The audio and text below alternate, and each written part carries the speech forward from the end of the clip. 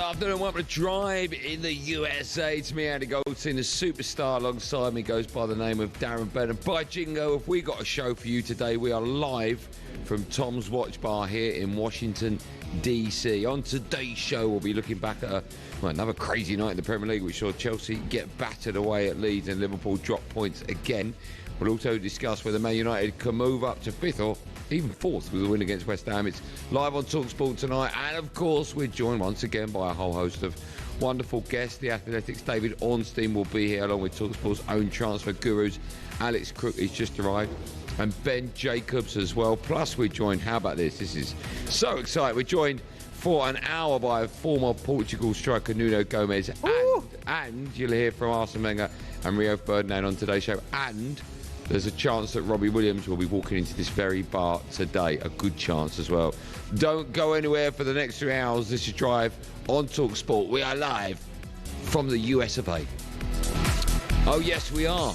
Oh, yes, we are. Good afternoon to everyone out there. Yes, it's our first show in Washington, D.C. We made the trip yesterday evening after the show, 3.5 hours on a train.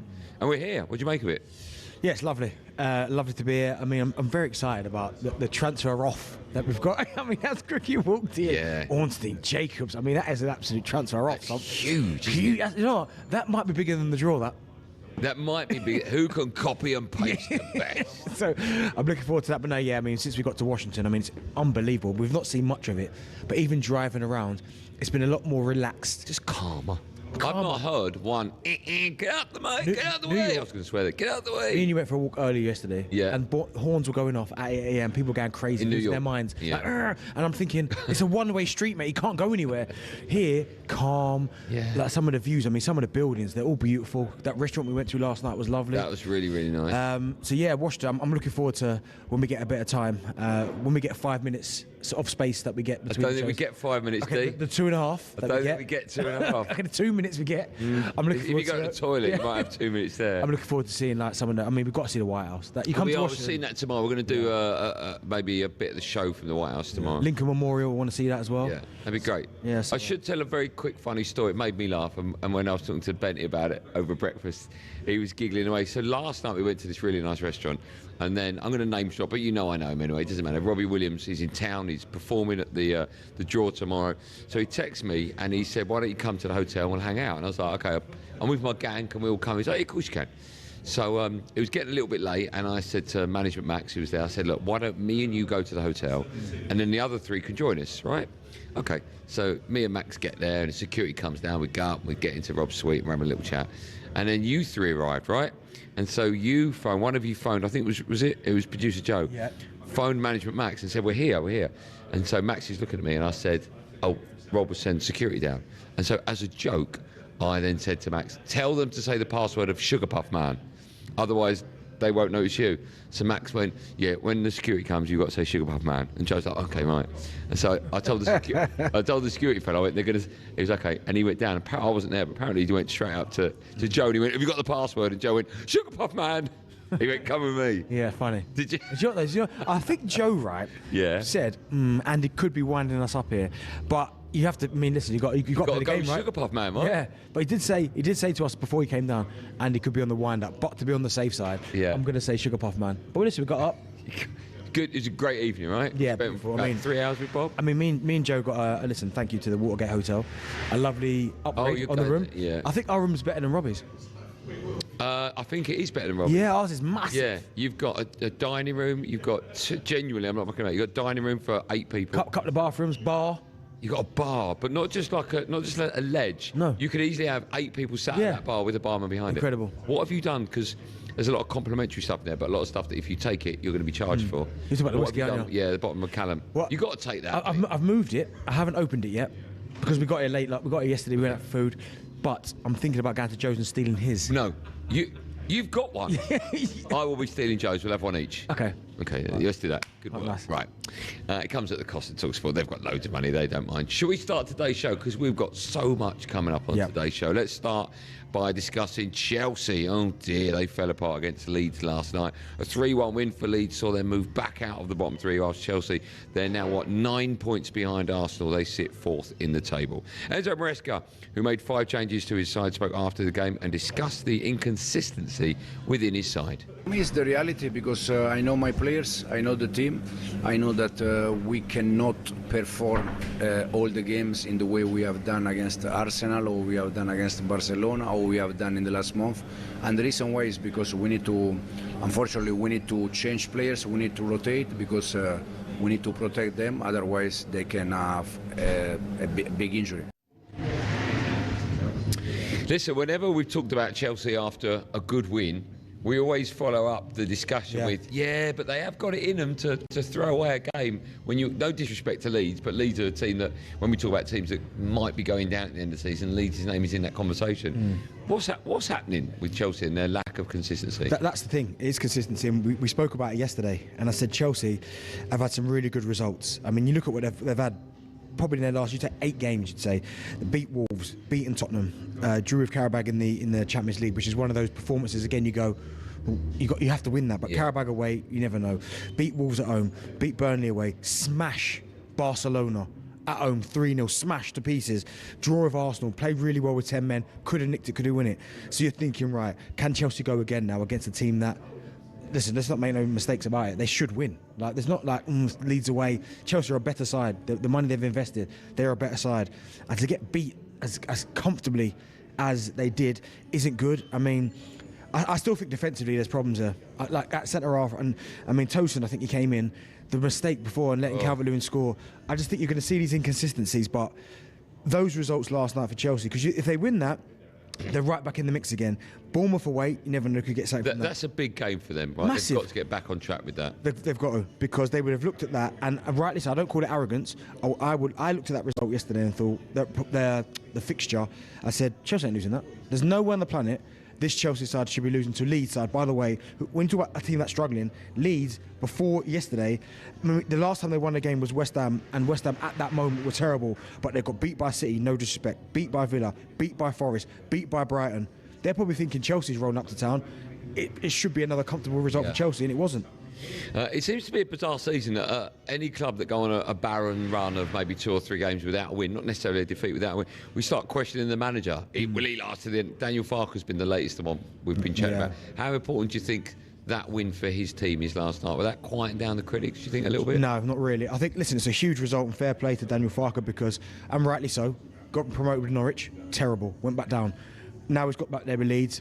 They're struggling. They've got a couple of good results, but struggling.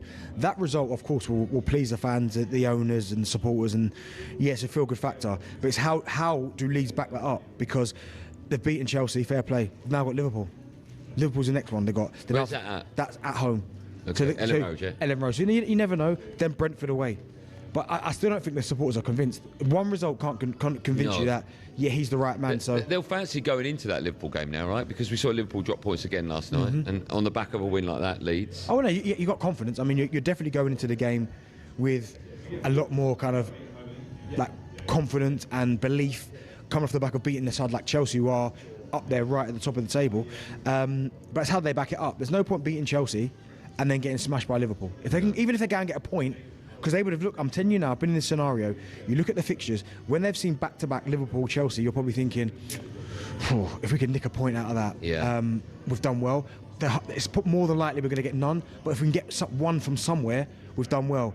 If they can somehow get 4 out of these 2, that'd be great. It's a bonus. Okay. We'll look back at the other games from last night, and also we'll look ahead to a big game tonight. It's live on talkSPORT, Manchester United against West Ham. Coming Hammers. We'll be talking about that one a bit later on. We've got Nuno Gomez for an hour, the middle hour in our Honestly, show. Wow. We may have Robbie Williams with us here, not on the phone, but here, or he'll be coming in tomorrow. Have you got Crookie as well, Crookie? I don't know if we can afford Crookie. Oh, yeah. We've got a soft drink for him. If you are near Tom's Watch Bar in Washington, D.C., come down. I know. Have you been blown away, by the way, by the amount of people that have come up to us either in the street or in bars and listened to our show and listened to talkSPORT. Yeah. I'm stunned by the amount of people. Yeah, I mean, listen, it happens to me pretty much on a daily basis. Oh, of course, yeah. I'm only joking. That's a your line. I didn't like that. No, but I was sick saying that. As in a talkSPORT, we love talkSPORT. Yeah, no, it surprised me.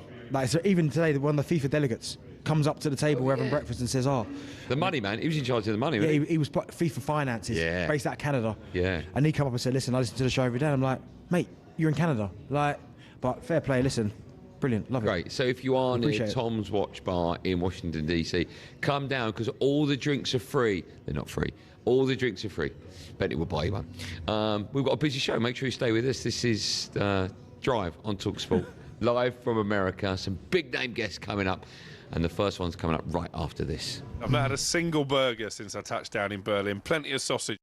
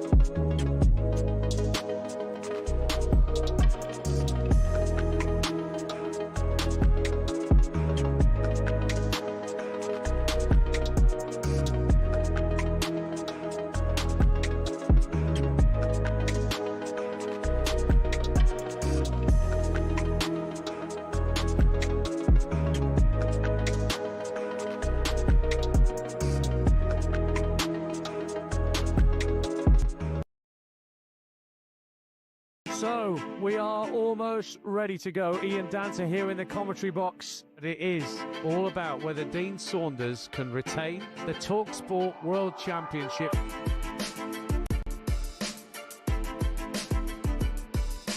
To win the leg. She's got it! Gets it! Double nine! He refuses the handshake.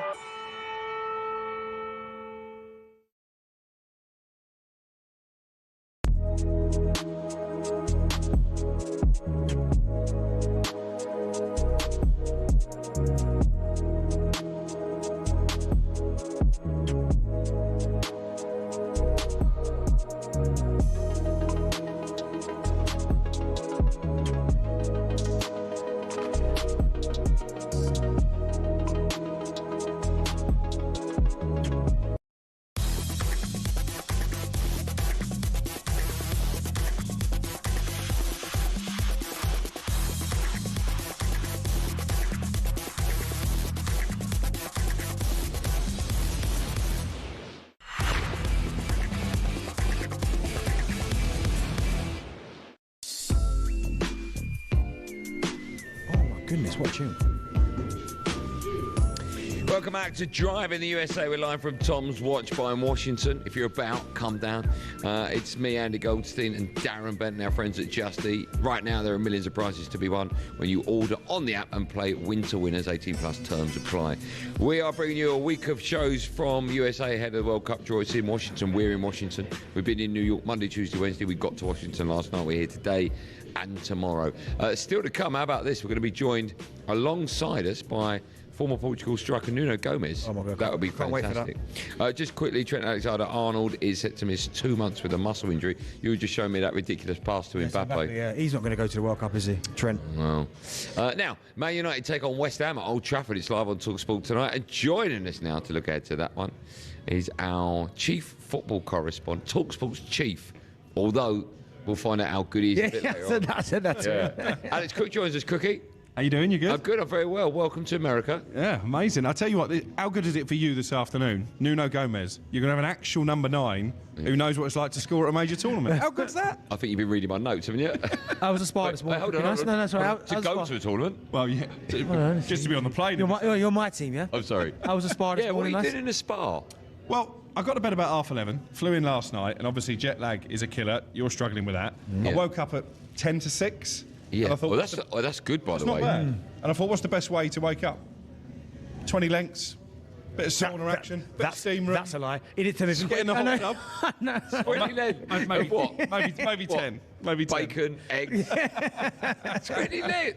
Maybe 10. What were you doing? Just sat in the jacuzzi? Or I did do a bit of jacuzzi, bit of steam room, bit of sauna. Well, you look good for it. Can I ask, are you losing weight? Because you look like you lost. I'm trying to do the Scott Minto fasting. Which is It's too hard, that's too hard, Crookie. He doesn't eat from about 9 o'clock at night until sort of 1 o'clock in the afternoon. Till 8 a.m. You mean he's asleep? Yeah. Okay, that's not bad. Yeah, intermittent fasting. Yeah. I do. I don't have breakfast. I mean, I have today, but I don't have breakfast. No, I've not had breakfast yet, so I'm saving myself for this sports bar. Well, you look good. Thank you. You look good. We've got lots to talk to you about. We're going to. What are you laughing at? What are you laughing at? Oh, do you know what? He's one of my favourite people, Crookie. Just funny, isn't it? It's funny. How long are you at it for, by the way? Obviously, you're doing the draw tomorrow. When Fly you back tomorrow night, just after you. I think we're on different planes. Obviously, you boys are going to be in first class, like you were on the way out. Legally, we're not allowed to be on the same plane. We're like the royal family. Yes, or the Beatles. Yeah, we Okay, can't do that. Gotcha. Is that all you're out here for? You're flying last night and you're going back tomorrow night? Yeah, because I did a game Tuesday and I've got a game Sunday, so Oh, it's hard, isn't that's it? commitment. Life at the top, Bentley. yeah. Right, let's talk about a game tonight. Let's hear from United's gaffer Ruben Amorim. He's been speaking ahead of that game and has been speaking about switching off from the noise at the club. Don't watch TV when they are talking about Manchester. Not because I don't agree. Most of the times I agree with a lot of things that you say, guys. But it's a way of me being healthy. Because it's enough when we lose, when we draw, when I know that we play bad. My feeling as a coach is enough. I don't need another feelings about around the club. So for me, the only way, there is no other way. The only way is protect myself. Crookie, you and I have very similar views about the Manchester United manager, don't we? I think so. I mean, mine tend to fluctuate. In fairness to you, you've been pretty on the same page all the way along, even when they were winning games. I think I was on board during that 5-game unbeaten run. I was at Anfield when I thought it was a masterclass from Ruben Amorim. But then you look at the Everton game on that Monday night. To stick to that formation and that system against a team who don't score any goals anyway, but against 10 men was lamentable for me. And my worry is the first half against Crystal Palace was absolutely atrocious. I was ranting and raving on social media at half-time. Yes, they came back in the second half, but how much of that was down to the manager? How much of it was to do with the fact that Palace were fatigued, having just played in Europe? And my issue is the next poor performance is never too far away. Can you say with any confidence that they're going to turn up against West Ham tonight, as they should, and they're going to beat them and they're going to be convincing? No, none whatsoever. There's going to be a period in the game. It might even be a whole half. It might be 90 minutes, as it once against Everton, where United are going to be struggling. Yeah. That's the thing, I think it's consistency. I think you're right. After the Liverpool result and that 5-game unbeaten, I did think, okay, maybe he's now finally got the players that he wants to play in his team. They understand how to play. But you're right, Crookie, that Everton result, I didn't see it coming. Even with 11 men at Old Trafford, I could only see one winner. They were flat from the start in that game, and they were at Palace as well, and he'd actually come out pre-Palace and said, we need to start this game at 100 miles an hour. and they didn't. Now, I guess the argument is how much of that is on the manager and how much of it actually is still a mentality issue when it comes to the players, that they're too accepting of losing games. One thing, I mean, there's lots of things I'm finding very frustrating about Manchester United this season, but one of the things is it's quite, apart from Arsenal, I think it's quite a poor league. I think everyone's beating everyone. It's competitive, but I agree with you. Arsenal are the only side who show genuine quality week in, week out. Yeah, it's difficult to say that with him still. I know, it's annoying. But the thing that's driving me mad is every time United go to play, I look at the league table and I'm like, oh, if we win, we can get top four here. And then we lose games or we drop points. And again, another opportunity for United. I think they can go fifth or even fourth on goal difference. Level with Chelsea, I think. Is that right? Points. If we win tonight, we Yeah. could go top four tonight. And it wouldn't surprise me if tomorrow we're looking back at the game and we're talking about United dropping points. And I think that's the only consistency about United this season is the lack of consistency. And actually, when you look at this run of games between now and Christmas, there are big opportunities. Wolves twice. Yeah. Everybody's beaten Wolves. You know, Rob Edwards hasn't been able to turn it around there. He's not going to turn it around there. But even going to Molineux, you're not confident that United are going to turn up. No, you're actually, putting no money on that. you'd be more confident if they were going to Anfield. Or if they were going to the Emirates, because they're still a team who bring it in the big games. They're not yet at the Cup last season, by the way. They still do that. He didn't even look at you when he said that. You know, like when you're having a bar fight, you don't even look at someone like that. When was this? Last year. But you mentioned the Liverpool game a bit, right? And you're right to do so. But it's not Liverpool, is it? It's not Liverpool last season. No. Like, everyone seems to be getting points. Yeah, but with the history of that fixture Yes, of and the course. rivalry, that was a huge moment. I mean, he was the first manager to win at Anfield since Louis van Gaal. I take nothing away, but if we would have beat Liverpool last season, I'd be standing here going, okay, that means something. They got a good point there last season. Again, it was a big game they turned up for, and this is the problem. So is the manager setting the right mentality that still you can almost guarantee that United will turn up when they're up against one of the big six or they're in a big FA Cup game, but then you've got West Ham at home, you've got Everton at home, and the levels just drop. It's So is that on the players or is that on the manager? I think it's a bit of both, because there's expectation. Like sides like Liverpool, when you go in there, and even Arsenal to some extent, because you played well against Arsenal first game of the season. Should have won. When you're expected not to win, Man United put in a really resilient performance and they played really well. And I'd even put Palace in that, because Palace at the minute are flying, doing really well. And I put them in that same bracket. I didn't give Man United a prayer going to Palace and getting a result. But because maybe the pressure's just a little bit off because they're not expected to win, they go and put in the performance and they go and get the 3 points. Now it's again going back to West Ham, where I think you should be winning. Yeah. The expectation is, Man United will go there, as you just said there, win, they're level on points with Chelsea. Can they handle that bit of expectation, or will it come back again and West Ham get a result? Well, that game is live and exclusive on talkSPORT tonight.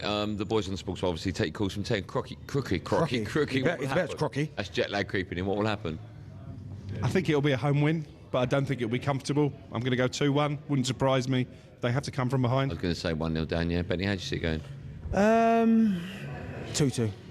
Okay. Why are you saying it like that? Because, I think it's 2-2. okay. All right, why are you saying I'm glad though. you say it with less arrogance. No, if Are West, you staying around to watch it with us? no, Yes. I'm going to the NBA, so unfortunately, mate. Sorry. No. We're all We going are. to the NBA. You Yeah. going as well? Yeah. They let you in. You know, half-time entertainment. I'm going to put on a big, He's got a big animal costume. He's got a wiener eating competition. No, we'll come watch it with you. If we're watching it here, Yeah, we I'll watch it with are. you. We are. Why did you say that?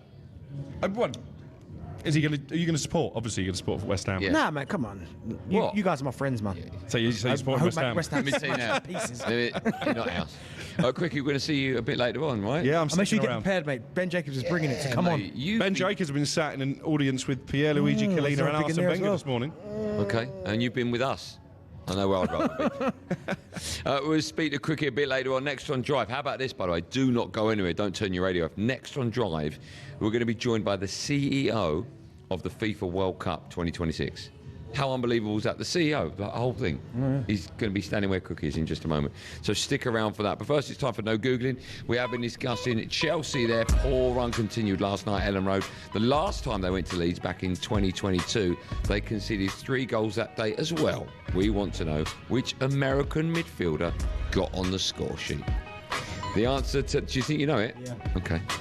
The answer to that... By the way, if you were looking at Bentley there, he wasn't looking over my shoulder. He was shielding not to himself cheat, yeah. from the answer. The answer to that, and when we come back, as I mentioned, we're going to be joined by the CEO of the FIFA World Cup 2026 right after this, live on Drive. We'll see you in a sec.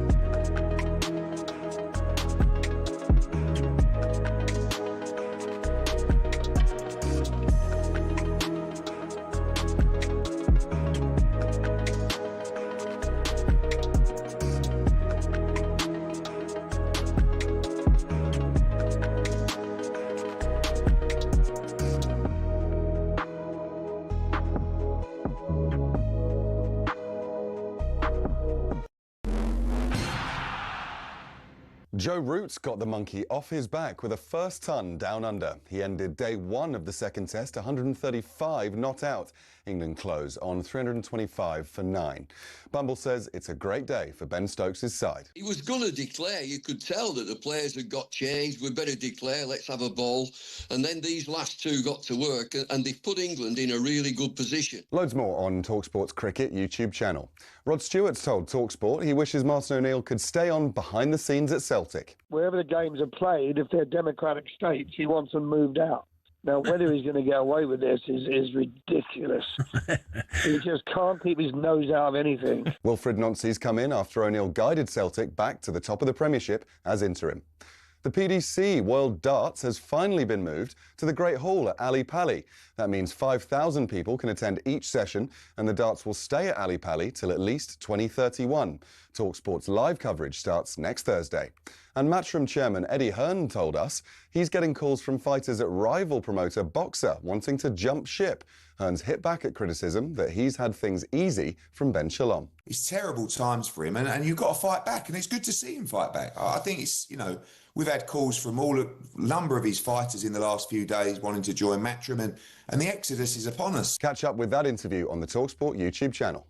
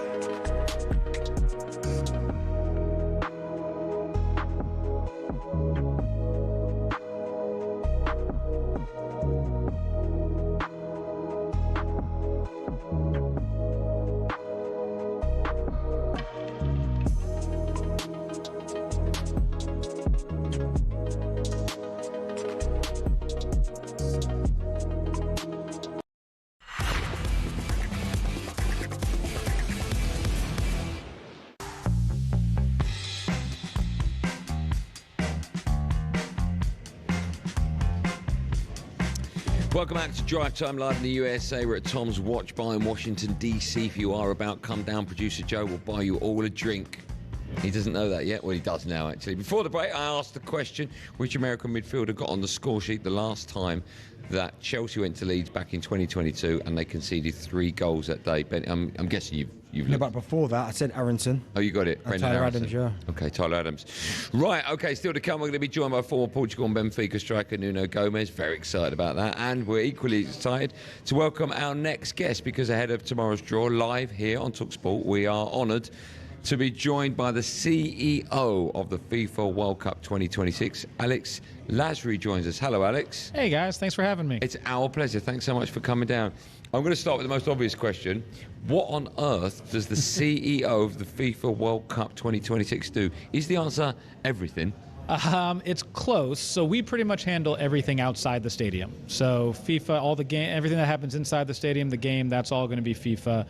We handle everything outside. So we kind of look at it as 4 pillars of the host committee: security, transportation, economic impact, and fan engagement. So our FIFA Fan Festival we're going to put on, that'll be at Liberty State Park. We'll also have fan festivals all around New York City in all 5 boroughs. So we've got the Rock Center Fan Village and a number of others that we'll be announcing over the next few months. And then we also make sure that everyone's able to get to the games in a safe, efficient, and seamless manner. And then we make sure that New York, New Jersey benefits from the World Cup. So it's a lot. It's why the planning process has been, years in the making, but we're excited, and we've got the World Cup final, which is going to be the biggest event in human history. I always think to myself, the World Cup is, for me, the biggest sporting event on the planet in terms of it's just huge. Where do you even start? The moment you've obviously been put in charge, CEO World Cup, what is the first thing you have to do? Because I feel like the list would be endless. Could I ask, before you answer that, are you just responsible for New York? So we're responsible for New York, New Jersey. Okay. So the New York, New Jersey region games will be at MetLife Stadium in New Jersey. So we'll be responsible for that. And look, where you start is, kind of where every event starts. So at the end of the day, it's a sporting event, and it's just a mega event.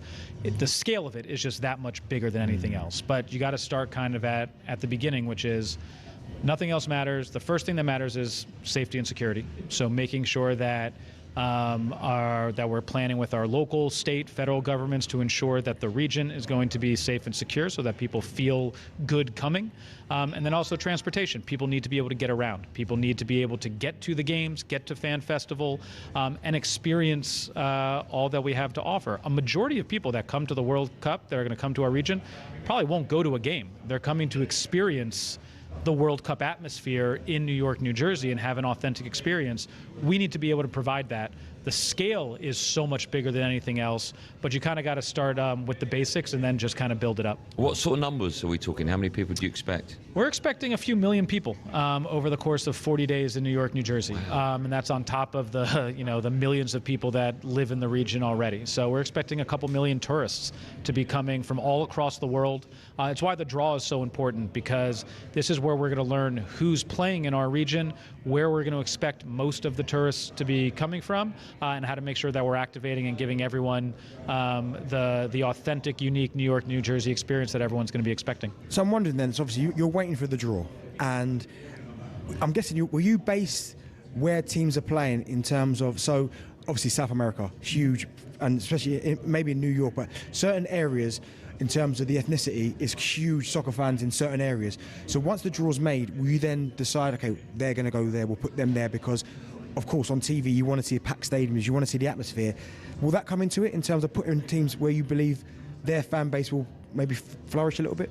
I think what we're looking to do is make sure that, like, if we know that we have a South American team, we want to go activate in the community that's going to be very South American, and that's going to be big on that team.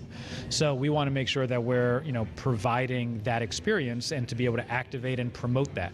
I think also what we want to look at is people are going to be coming to New York, New Jersey because it's New York, right? People are going to want to just come to our city. How do we give them the viewing and watch party experience so that they can watch their team and celebrate with their countrymen and women who are already here in the region, but also going to be visiting? So it's a huge effort, but it's what makes our region so unique in that we are super diverse, and we do have, we are kind of the world's melting pot. So we'll be able to activate for any team that's going to be there. I would imagine that also coming into play is where these countries are in the world, i.e. if they're European or they're South American, etc. Because the time difference is so great, depending on where you put them. It's got to be sort of user-friendly for wherever back home is, so the fans can watch as well. There's a lot goes into this, isn't there? Do you have it all mapped out now, and depending on what the draw is, you press that button and it does it automatically for you? Or as soon as the draw's finished, do you have to sit down with your team and then start working it out? I wish it was as easy as just push a button and we're good to go. The draw and match times has an immense effect on everything, right? We're going to have games during the week. So depending on the time of the game, you got to remember there are also millions of people trying to get to work, right, who are trying to live in the region while millions of people are coming in to experience and be a part of it. So we've got to make sure that this experience benefits the city and the region while also not inconveniencing the people who are already living there who are just trying to go about their day. So the match day, right, if you've got a game at 4 o'clock, it's rush hour. Right, people on a Tuesday, people are trying to get back home. So we've got to work on messaging to make sure, hey, maybe today is a work from home day. How do we work with companies? How do we make sure that our transportation network isn't overrun?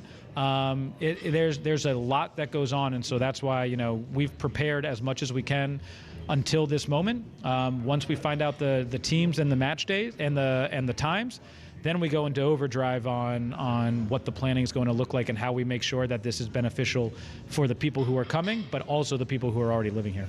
Has it made it more difficult now because it's spanned over Mexico, Canada and the US? Because usually, of course, if it's all in one country, I guess logistically it works a little bit better. But have you found it a little bit more difficult and challenging because it's so far and so spread? I think it's what makes the World Cup in North America so unique, and what makes it the opportunity to be the biggest and I think the best World Cup that FIFA's ever put on.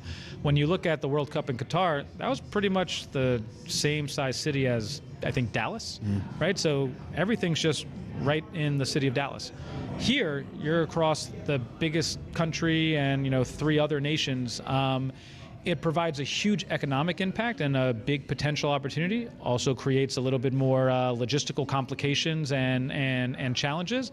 But I think that's also why, we feel so great about the infrastructure and the team that we have in place across all the host cities. I feel like, this is going to be a great advertisement for North America as a whole and how easy it is to get around, how great it is to go visit all that the country has to offer. One of the big things for us in our region is there's 104 matches going on. We only have 8. So what are you doing on the other days that matches aren't happening in New York, New Jersey? How do you go experience all that our region and the country has to offer?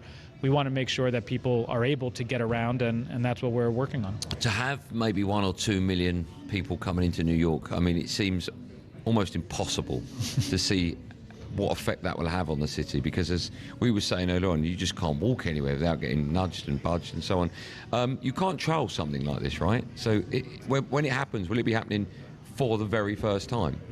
I mean, look, New York has had big events before, right? We've had Super Bowls, we've had Taylor Swift concerts, we've had, Club World Cup, we've had big events before.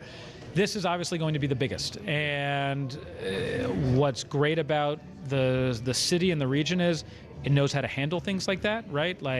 And that's part of the authentic experience as well, is, walking on the street, having it be crowded, getting on the subway, having it be crowded. That's part of being in the region. But look, one of the things that I feel great about is, we're going to have millions of people over the course of 40 days, and I think everyone's going to come to our region and say, I want to come back. Or I think they're going to come and say, we want to put a World Cup here, not 30 years later, but maybe 10, 15 years later, right? It's been 30 years since the U.S. has had a World Cup. Our hope is that this World Cup can kind of do for football in the United States what the Dream Team did for basketball around the world. Listen, thank you so much for your time. I've got 2 quick questions for you. One, have you actually got your hands on the World Cup yet? I have not touched the World Cup trophy. I have touched the Club World Cup trophy. Will you be able to lift the World Cup before? Sneaky? I think so. Okay. even if they say no, I'm going to grab it. Of course you are. Yeah, I gotta grab it. Yeah. Maybe take it home. Yeah. Second, my producer is a huge Ipswich Town fan, right? Benny, of course, is an Ipswich legend. He tells me that you are a huge fan of a former Ipswich striker, Liam Delap. Is that right? Yes, I am. But why him? Why? Where's the connection? So our family purchased a minority piece of Ipswich. So we're minority owners of Ipswich. And I don't know, he scored all our goals when we were in the Premier League. I just became a big fan of how he played. So him then going over to Chelsea, I needed a new Premier League team. So I still follow Ipswich, obviously in the lower division, but now following Liam in with Chelsea, and hoping that hammy gets healed soon. Yeah, of course. Maybe he'll be playing over here in New York. That would be awesome. We would love to have him. You've been awesome, Alex. Alex Lasry, the CEO of FIFA World Cup. Thank you so much for your time. A real pleasure. Thanks so much for having me. Thank you so much. Great chat. More big names coming up. From 5 o'clock, we'll be joined alongside myself and Benny by Portugal superstar Nuno Gomez will be our guest. Lots of big names coming up on today's show. Live, of course, from Washington, DC. We'll see you after this.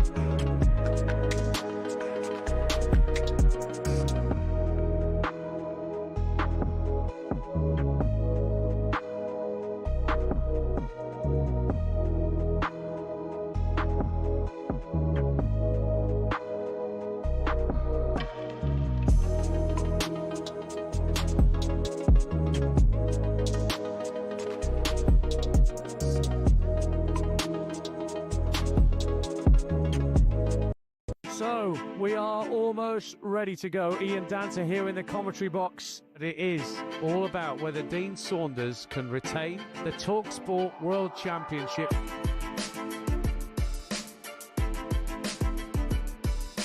To win the leg. She's got it! Gets it! Double nine! He refuses the handshake.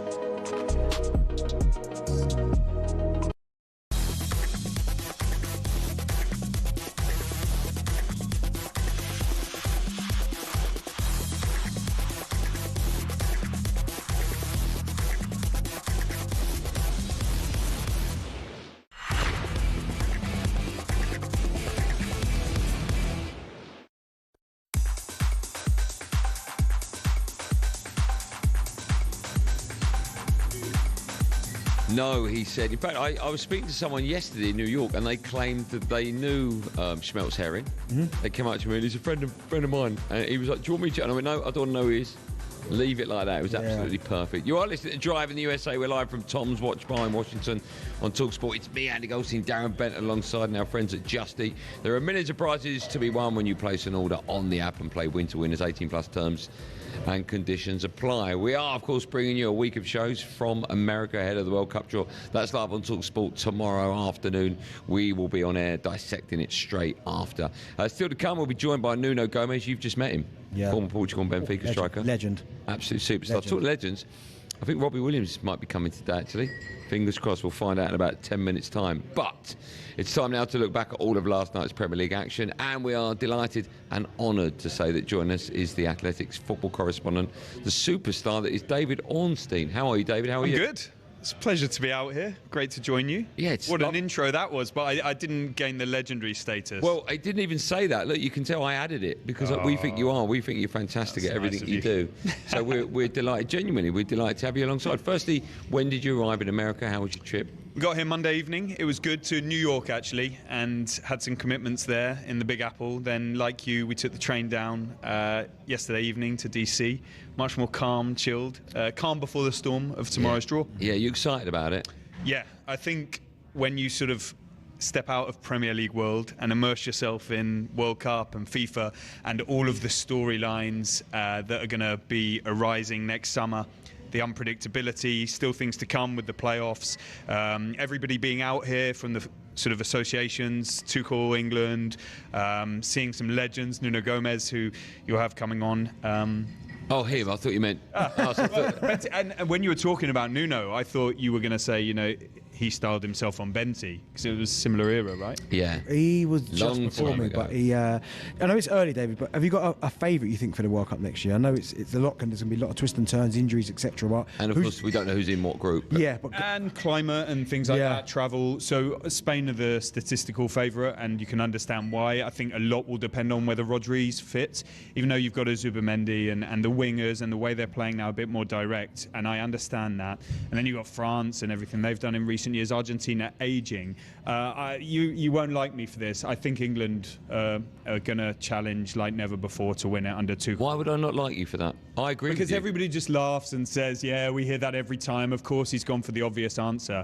But the way since that Senegal defeat that England have clicked under Tuchel, their depth in most positions, not in maybe goalkeeper and left back, but in my lifetime, it's unprecedented depth.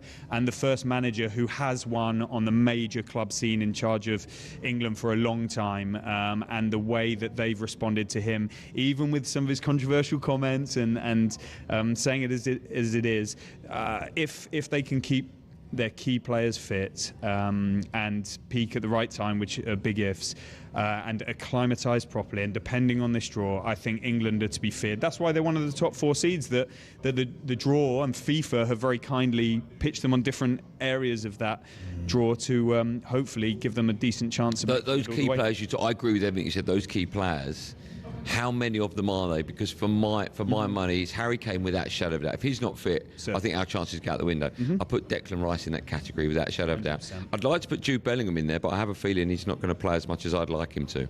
Well, the way he's going, I mean, he's returning to being one, since injury, being one of the most statistically impressive midfielders in the world, and if that continues over the next months, then Jude Bellingham will be a starter for England. Well, and that's I agree. In my world he would, and in yours he would as well. I just don't know whether it's the same for Thomas Tuchel. Well, listen, he's shown his willingness to make tough decisions and not pick on reputation, and I'm a massive admirer of Morgan Rogers. We often stop talking about Cole Palmer because of his injury, but he'll be in the mix if he picks up in the second half of the season. But Jude Bellingham is a generational talent, and he has performed on the big stage for England, so it's like proof of concept. And there's been such noise around his situation, but take nothing away from his talent, his influence, and his ability to perform on this very biggest stage. When England aren't just coming to compete, they're coming to win it, and Jude Bellingham is a winner. And you've seen that at club level too. Extending it from I agree with you, Kane and Rice, Bellingham you have to put in that bracket. Saka is a world-class performer. And there are two others that I would point to immediately. John Stones doesn't get talked about enough, but when he's fit, England's chances rely heavily on him. And Jordan Pickford has never put a foot wrong, really, for England. He's been incredibly consistent, record breaker between the sticks. And I think if he has a good World Cup, commanding presence in goal, then England have a really good chance. But they've got issues to solve. Left back for sure. Who starts on the left side? What happens if there's a problem with Kane? The other positions I'm happy with. Well, I was going to say that there because last night, of course, the Premier League action, Villa 4-3 Brighton. Someone who was back at his best is Ollie Watkins. Now, I'm pretty sure being left at the last squad after scoring in the squad before would hurt him. Where do you put him in the mix? And do you think he will be on the plane, or do you think maybe Thomas Tuchel's tested him to see kind of mentally whether he can get back to that level? Where do you put him? Firstly, what a segue. We were talking about the problems in that number 9 position, and Ollie Watkins has come to form. You've done this before. Unfortunately. It's not your first rodeo. That's a compliment. Yeah, of course it is. Okay. I love what Ollie Watkins did in the Euro semi-final. He got England to the final with that late goal against Netherlands, and he goes through periods where he's an absolute clear option as number 9 backup competition for Kane. I think a year ago when he was sort of being linked with Arsenal and they considered signing him, I understand he had his eyes set on being England's number 9 at the World Cup. Take nothing away from Kane's exploits. And Watkins has, whether it be slightly physical or a confidence thing, or Unai Emery using Rashford in that key Champions League game, did it knock Ollie Watkins a bit? And he has had these spells in his career where the goals dry up a little bit. But what we saw against Brighton is incredibly encouraging for England and, of course, for Villa, who are flying. And if that continues, he absolutely goes to the World Cup. What other options would you say at number 9? Ivan Toney's out in Saudi, and Dominic Solanke's injured. And when you look around the league, you're looking for auxiliary strikers. Yeah. Ollie Watkins, fit and firing, he's a great option. When you say, it's interesting, when you say what other options do we have, there was an England game recently where Harry didn't play, and I think Phil Foden played as a false number 9. I just wonder if that's where Thomas Tuchel could be going. Maybe put Jude Bellingham as a centre forward, and then Harry Kane, if he's not playing, Jude in that position. Then you've got another role we've got an abundance of talent in that sort of number 10 position. So I just wonder if we will play a false 9. And Marcus Rashford can play there as well. I think that's the sort of plan B option, but you need to factor who's plan A. If Kane is either unfit or needs to be rested, depending on what draw you get and the heat. I was talking to a coach the other day of one of the Pot A nations, and he said, we're bad in the heat. And you suddenly think to yourself, that is a real factor in this World Cup. Yeah. Harry Kane, at his age, and I'm in awe of him, but he might not be able to lead the line on his own as the option 1, the plan A. So then you might need a Watkins. You do need another number 9 in there. But in terms of the variety and the ability of a Foden, of a even a Saka along there, and definitely of a Rashford, who's done it for Barcelona so far already. He's done it for Man United and scored 30 goals in that season under Ten Hag. Then you see the best of both worlds potentially for Tuchel. David, we were meant to talk Premier League football, but we just didn't have a chance because I was really enjoying that World Cup chat. Are we back with David a bit later on in the show? We don't know. Are you about? I'm about for a while. We're big fans of yours. If you stick around, it's such a busy show, but I'd love to make more time for you. Yeah, Is that for all sure. right? Okay. David Ornstein. Thanks for having me, guys. Thanks. Our pleasure. Yes. From one superstar to another. How about this for a sentence? Nuno Gomez will be our guest for the next hour live on Drive on talkSPORT. We are live in Washington. If you're close or in the vicinity of Tom's Watch Bar, come down and say hello, and Bent is going to buy you a drink. Maybe not. Maybe two. Who knows? One way to find out. Come down, join us. More from me and DB straight after this live on Drive on talkSPORT.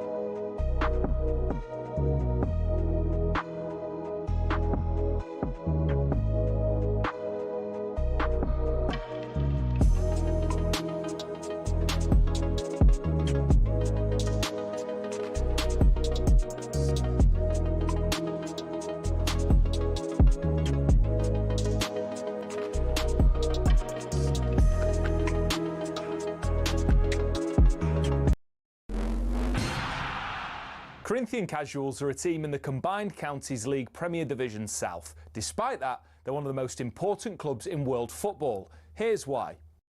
The club was formed in 1939 as the result of a merger between Corinthians FC and Casuals FC. Now, Corinthians FC were founded in the late 1800s when the FA's top brass were sick of getting pumped by Scotland every time they played them.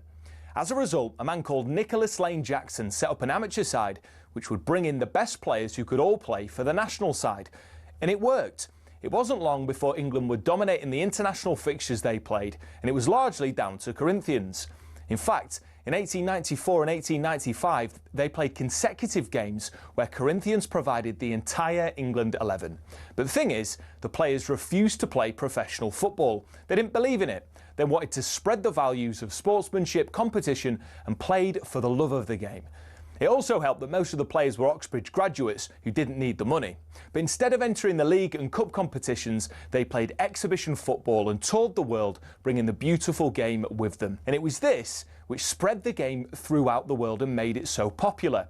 Most famously, in 1910, they travelled to Brazil. And the locals in Sao Paulo were so impressed, they started their own team under the same name. Yes, the same Corinthians who won the FIFA Club World Cup in 2021, one of the biggest football teams in Brazil. Now, they were global superstars, and despite not being professional, Corinthians drew in the crowds. Everybody wanted to play them, everybody wanted to watch them. So much so, they regularly played the winners of the FA Cup in what eventually became the Community Shield, winning most of the time. They actually inflicted Manchester United's worst defeat, 11-3, a record which still stands to this day. Now, fast forward to today, Corinthian casuals still don't pay their staff or players. The ethos of sportsmanship is still at the heart of everything that they do. And even though they're a side in the lower leagues, if you make the trip to King George's Field in Tolworth just off the A3, you'll most likely bump into Brazilian Corinthians fans who often make the pilgrimage across the globe just to watch their founding team play.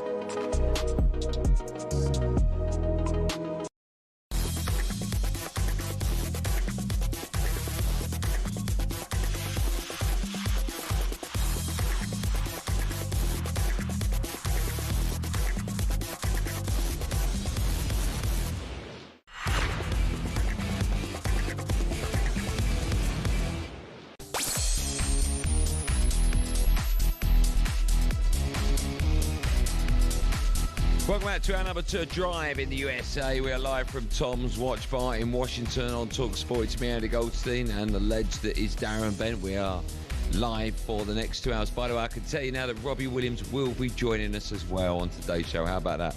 Big name superstars coming at you, and they continue now because we are delighted to be joined by this absolute superstar.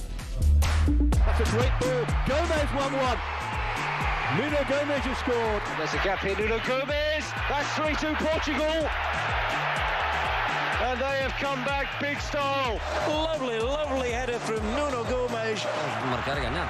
Atenção, Nuno Gomes. Nuno Gomes pode chutar a baliza, atirou e o golo de Portugal.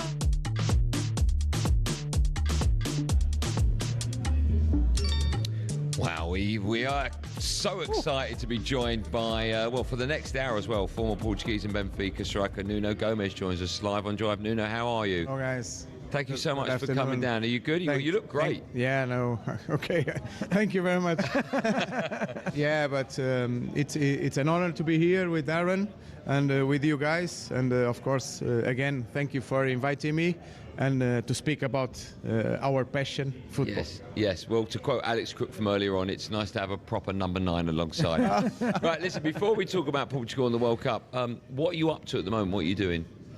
Well, actually, I'm working with FIFA in a program that helps the federations to raise their competitiveness and to bridge the gap between of course, the best countries and the best national teams, and the other ones that they are still in a distance.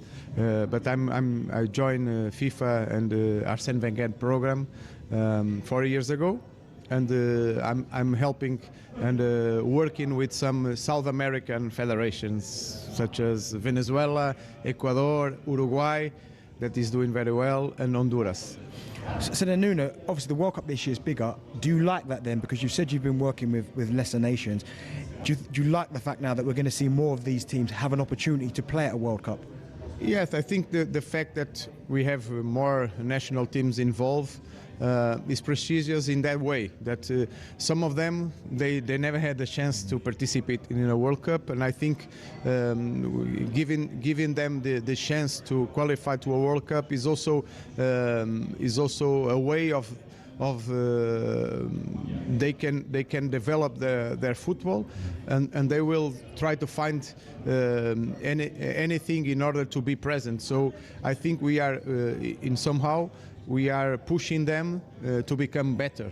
So I think in that hand, it's already a winning situation, because we are trying to reduce that gap between, because there will always be the stronger national teams. It's normal in football. It is what it is. But if we give them the chance, the tools to develop proper, I think they are thanking FIFA. And they want to be better, and of course they are trying everything to reduce that gap. In a moment, we'll talk about what you think the chances are of Portugal to become champions of the world. If they are going to win the World Cup, a lot of that could possibly come down to Cristiano Ronaldo, former teammate of yours, who will be playing in every game if he's fit and picked. Now, that wasn't the case when he was shown a red card for an elbow against Republic of Ireland, where he was given a 3-game ban. He served one of those, and then, of course, FIFA have come out and said, actually, the next 2 will be suspended. You can play if you're picked in the very first and second game of the World Cup. Obviously, you're delighted about that, I would imagine. But do you think that's fair? What's your view on that? I think it's a way also to protect football and to protect him. Of course, maybe we are seeing like is a first ever situation. But for example, I have kids, and sometimes I give them punishment, and some of the punishments are in suspension also, like suspended. You know. So if you ever do that again, you will be punished. So I think it's a way to have Cristiano in this full capacity, and of course available for the first game. But if you ask me if it's fair, I don't know if it's fair or not. Of course, I'm happy to have him, and I think everyone involved in these decisions, they were keen on having Cristiano also in the World Cup. It's a very good thing, not only for Portugal but also for the football fans. But to be honest, if the question is if it's fair or not, I'm not capable to answer. Okay, do you think then, I quite like the idea that when we get to World Cup, everything that's happened previously is scrapped, so everyone is free to play. There are players that have to still serve that ban, but Cristiano doesn't have to. Do you think it would be fairer if everyone's ban was suspended, so everyone was available to play in the first game? I think maybe it's more fair if you look at that situation in terms of, okay, one thing is the qualification, and then you have the World Cup. If you are suspended, I don't know if it's fair. If you lose, you are working hard and to qualify, and then you qualify and you will not be able to play in the first or in the second game. Again, I don't know if it's fair or not, but of course I know your idea. I understand your idea. It's not another competition. It's the final phase of the competition. Sure. So I don't know if FIFA already thought about that, but it could be a chance also to look at the rules and maybe to change it in terms of to have the players available in the final phase. And how do you assess then Portugal's chances going into the World Cup? And of course, if they are going to get to where they want to get to, I'm guessing Cristiano is going to play a big part in that. Yes, if he's okay to play, I think he will play. I don't have no doubts regarding that. I think this generation has, to tell you the truth, big chances to win the World Cup.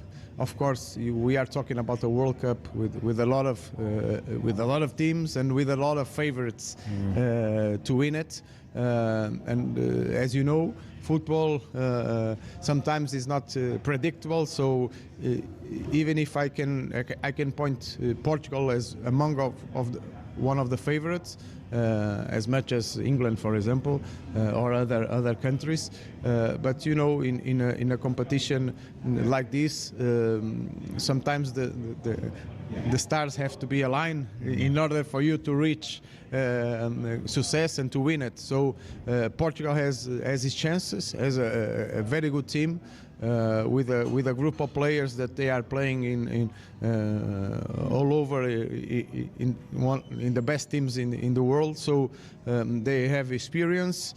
Players like Cristiano, like Bernardo Silva, like Bruno Fernandes, and they have young players that are already showing their skills in places like Paris Saint-Germain, for example, Vitinha, João Neves, and then you have in defense Nuno Mendes is a left back, amazing. You have Ruben Dias from City, so even the goalkeeper is very good. Diogo Costa, I think maybe probably is one of the players that still plays in Portugal. Looking at the team, every player is playing abroad and in big teams. So we have our chances, but in football, I can spot them as a favorite, but I know that there's a lot to do, and of course, another countries are also favorites like England, Spain, Brazil, Argentina, France. It's going to be so difficult to call a winner. Let me ask you maybe an even more difficult question to answer. More difficult. Well, I'll tell you why. Because the person I'm talking about is still Cristiano Ronaldo, and so important, such a great player. A lot of people are saying this could be his last World Cup. I just want to get your view on that, because of course the next World Cup there will be games in Portugal, Morocco, and Spain. Yeah. So, then after is Saudi Arabia. Well, I can't ever see him retiring, right? 50 still going. Do you think, if he's fit, do you think Cristiano Ronaldo will play at the next World Cup, or do you think this will be his last one? I don't.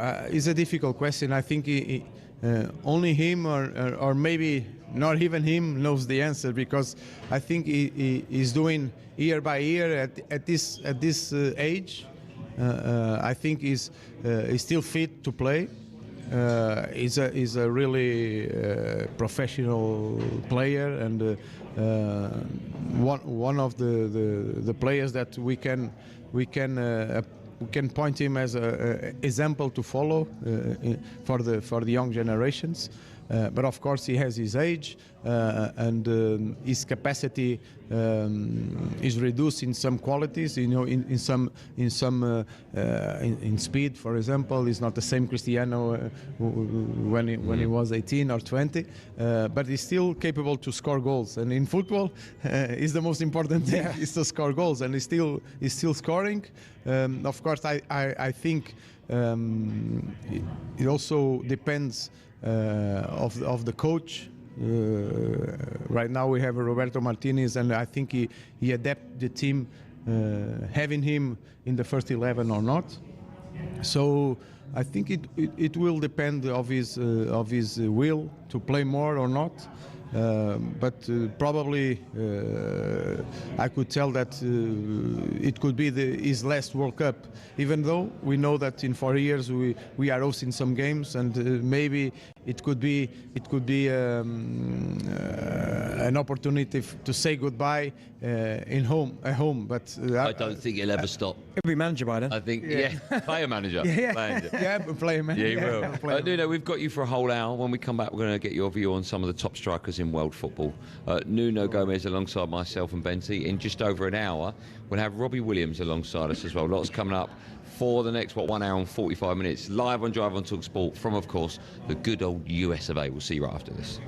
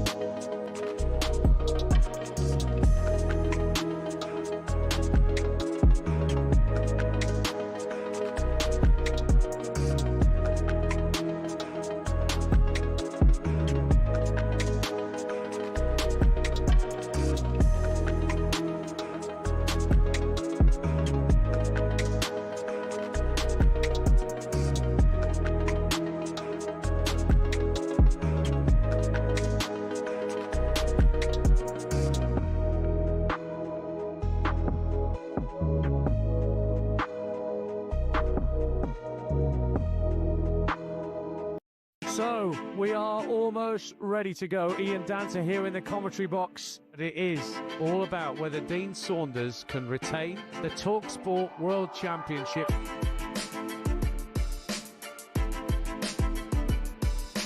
To win the leg. She's got it! Gets it! Double nine! He refuses the handshake.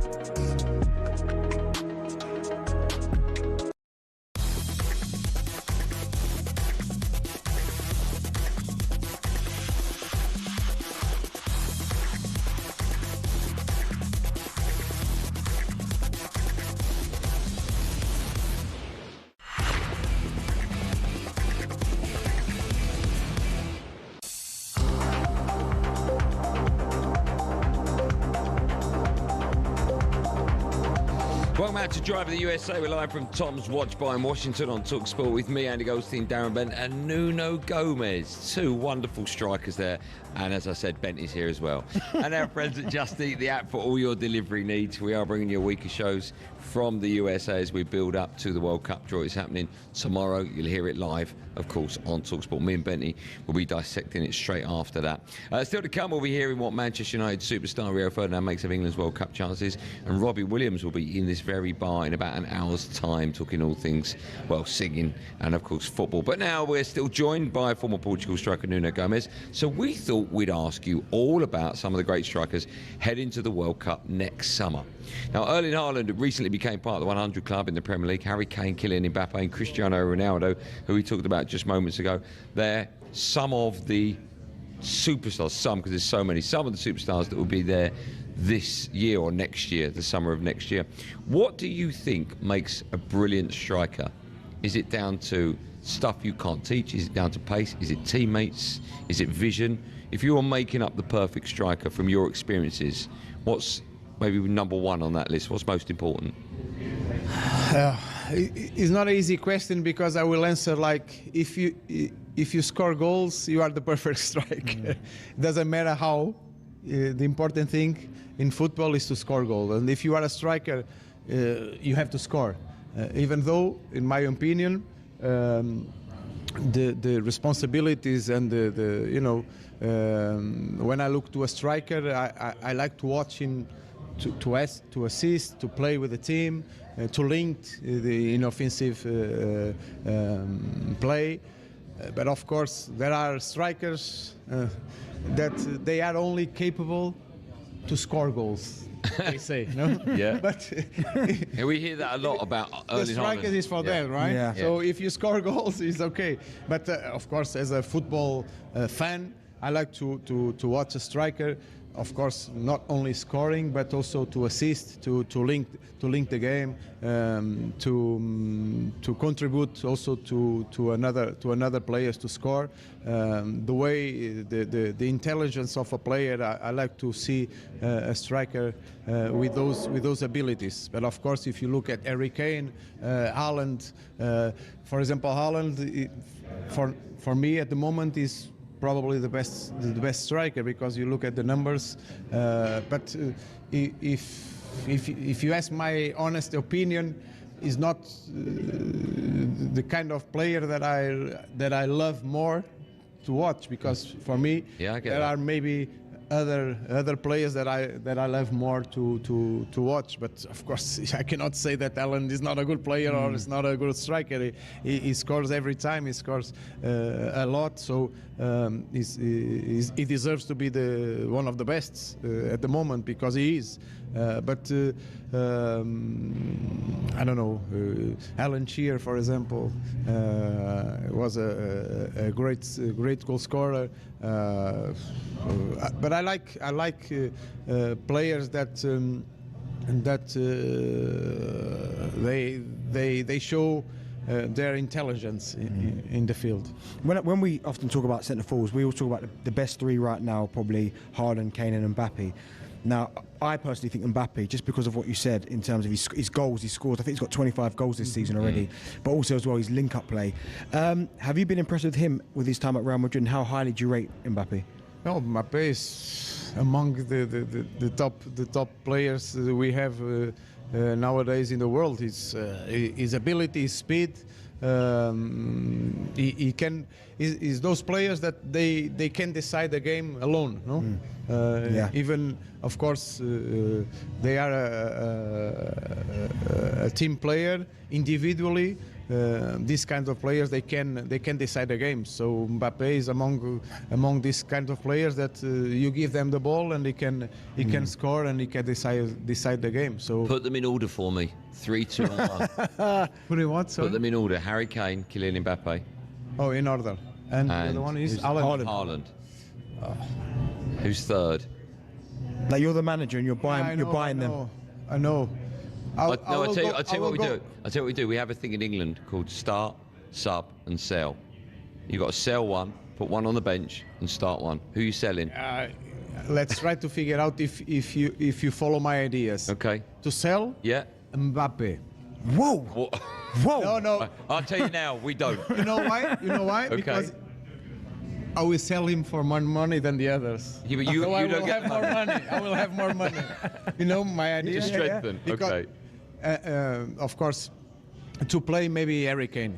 Because I like Harry Kane the way he plays. Not only score, but I think he's a team play. So do you think he's the best number 9 in world football? I appreciate his qualities as a striker. Yeah. Do you think he's the best number 9? I don't think he's the best number 9. Okay. I appreciate his qualities in terms of everything he wants to do. We can figure out and we can see that he has an intention.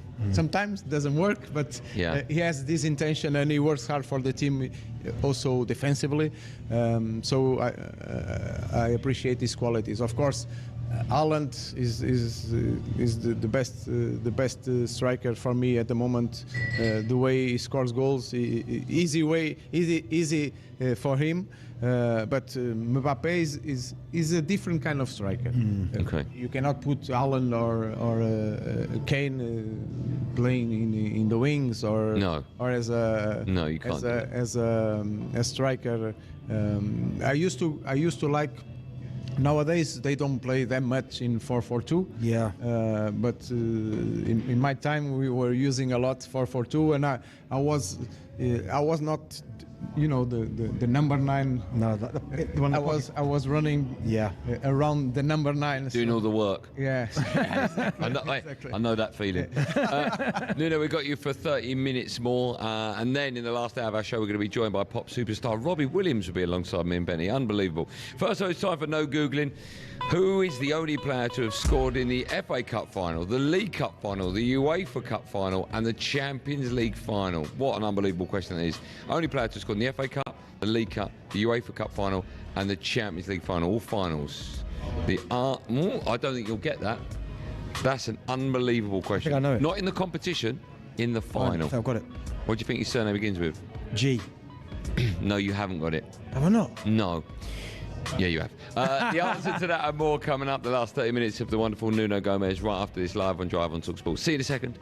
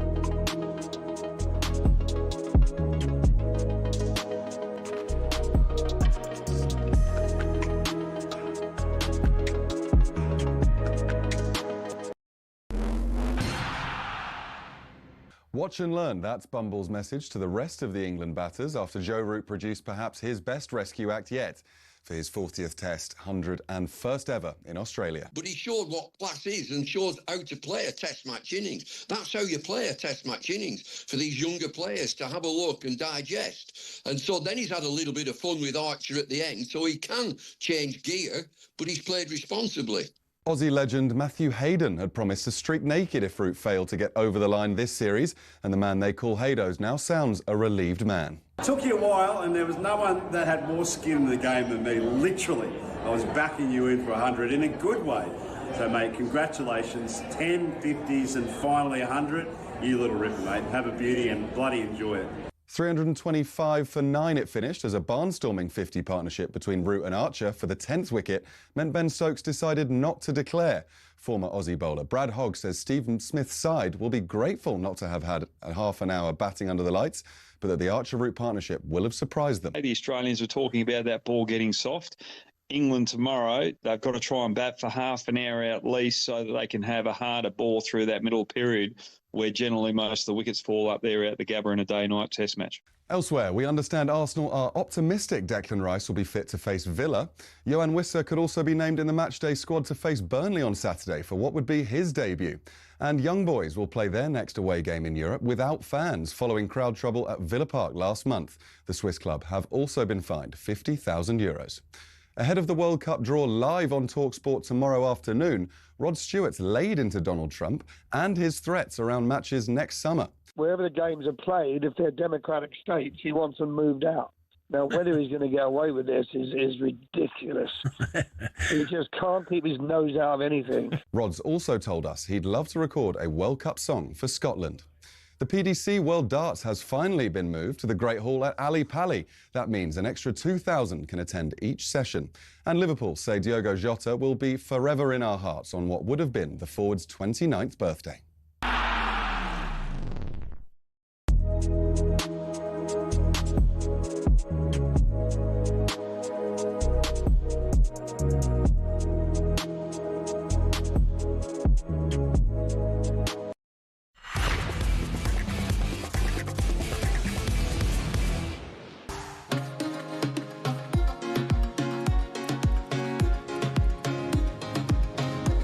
Yes, at Drive on talkSPORT with me, Andy Goldstein Darren Bent alongside. We've got Nuno Gomez alongside me. We're just talking football in the break. That's what we're doing. Before the break, I asked you the question. Great question as well. Who's the only player to have scored in the FA Cup final, League Cup final, UEFA Cup final, Champions League final? You got it. Well done to you. Steven Gerrard. Steven Gerrard. So I remember the two West Ham crazy goals. Yeah, obviously. And the Champions League AC Milan. Yeah. I can't remember the League Cup final and the UEFA. The UEFA's when they won a treble, wasn't it? Yeah, a treble, not the treble. Yes, a treble. Yeah, okay. Well, listen, millions of people listening to it. If you know the answer, keep it to yourself. Still to come, we'll be looking ahead to the mighty Manchester United game against West Ham. That's going to be live and exclusive on talkSPORT. But we're still, as I mentioned, with the wonderful Nuno Gomez. We have time to discuss Portugal's international rivalry with England. And if we're going to do that, there's only one place to start, and that's with the 2006 World Cup game that, of course, was famous for Cristiano Ronaldo's wink and Wayne Rooney getting sent off. 2006, yeah, World Cup, yeah. You remember it well? 0-0 at the end, and then we won in penalties. Yeah, you don't need to tell us that. We remember. Yeah, okay. Thanks for that. The 2001 was better. England were two up. Yeah, no, that was the Euro. Yeah, it's worse for England. That was the Euros, yeah. Yeah. Did you? Yeah, but, and we had also in 2004 in Portugal. Yeah. Also penalties. Yeah, thanks. You know. David Beckham. Let me ask you this. David Beckham put the ball in the stand. Remember? Oh, you remember that? I remember that. And our goalkeeper took off the gloves. Yeah. And save a penalty. I don't know from who. And then we scored the winning penalty. Whenever England go to a penalty shootout, not so much now, we're a bit more confident, but we went through this phase where if it was going to extra time, we would all be saying, don't go to pens, don't go to pens. Yeah, were you aware of that? When it went to pens, did you know that mentally we weren't possibly strong enough to get through it? Maybe in 2006, yes. We because of course when the game is almost reaching the end, the players inside and in the bench, we start to think about, okay, maybe we go to penalties. And I remember that we think about, okay, if we go to penalties, it will be positive for us because we won 2 years ago in penalties, and they will remember that. But of course, penalties, they are never the same. Of course, we were happy to win it. I think, to be honest, in 2004, in the 90 minutes and also in the extra time, we play good, but England probably deserved better to win that game. Then they lost in penalties with us, but in 2006 the game was more balanced, and the final result to go to penalties was fair. At the end, is a lottery. The penalties, you never know. But yeah, I remember in 2000 also was a very good game. We won. You scored? I scored. Yeah. Is that why you remember it? Yes, I remember. Oh, do you remember the goals in that? All the goals in that game were incredible. 3-2. Yeah. And I think that game is still one of the best in history of the Euros. We were losing 2-0. Yeah. 20 minutes. Yeah. David Beckham crosses to Paul Scholes and Steve McManaman, and then Figo 2-1. That team from England was good, huh?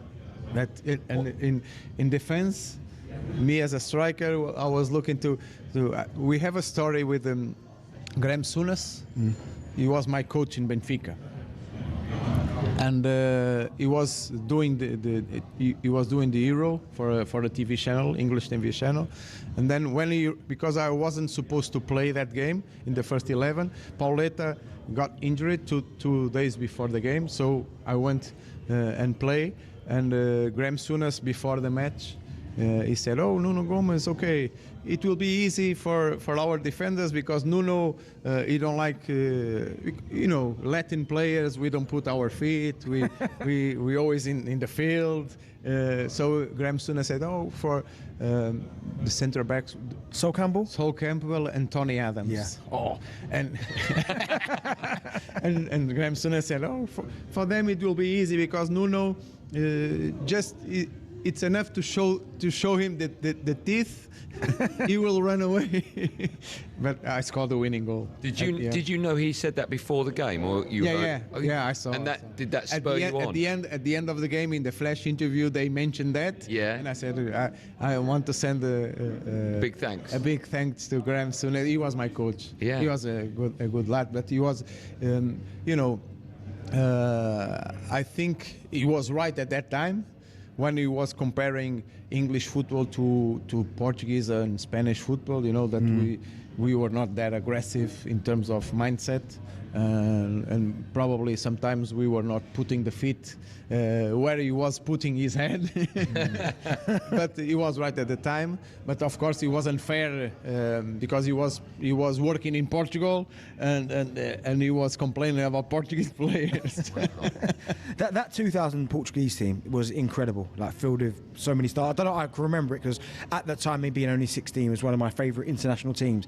Someone, in my opinion, who is not spoke about enough is Rui Costa. Rui Costa, Figo, yeah. I mean, how good was Rui Costa? Yeah, Rui Costa was a magician, number 10. He was, for us as a strikers, the ones that we want in our team. It means that we will have our chances for sure because he was creating chances for the strikers. And he was one of the best players in Portugal, yeah. Figo, he won the Ballon d'Or. Figo won once, and he has an amazing career. We had Paulo Sousa, Fernando Couto, Vitor Bahia in the goal. We had very good players. We reached that final semi-final in 2000. I think that generation probably deserved to win something, but it never happened. After we lost the final in 2004 at home against Greece. In 2006, we went to semi-final of World Cup and we lost against France again. But at the end, we won once in 2016 after so many years and with a very good team also. And now we have this group of players that they are amazing. And you know, Portugal just won the World Cup under 17.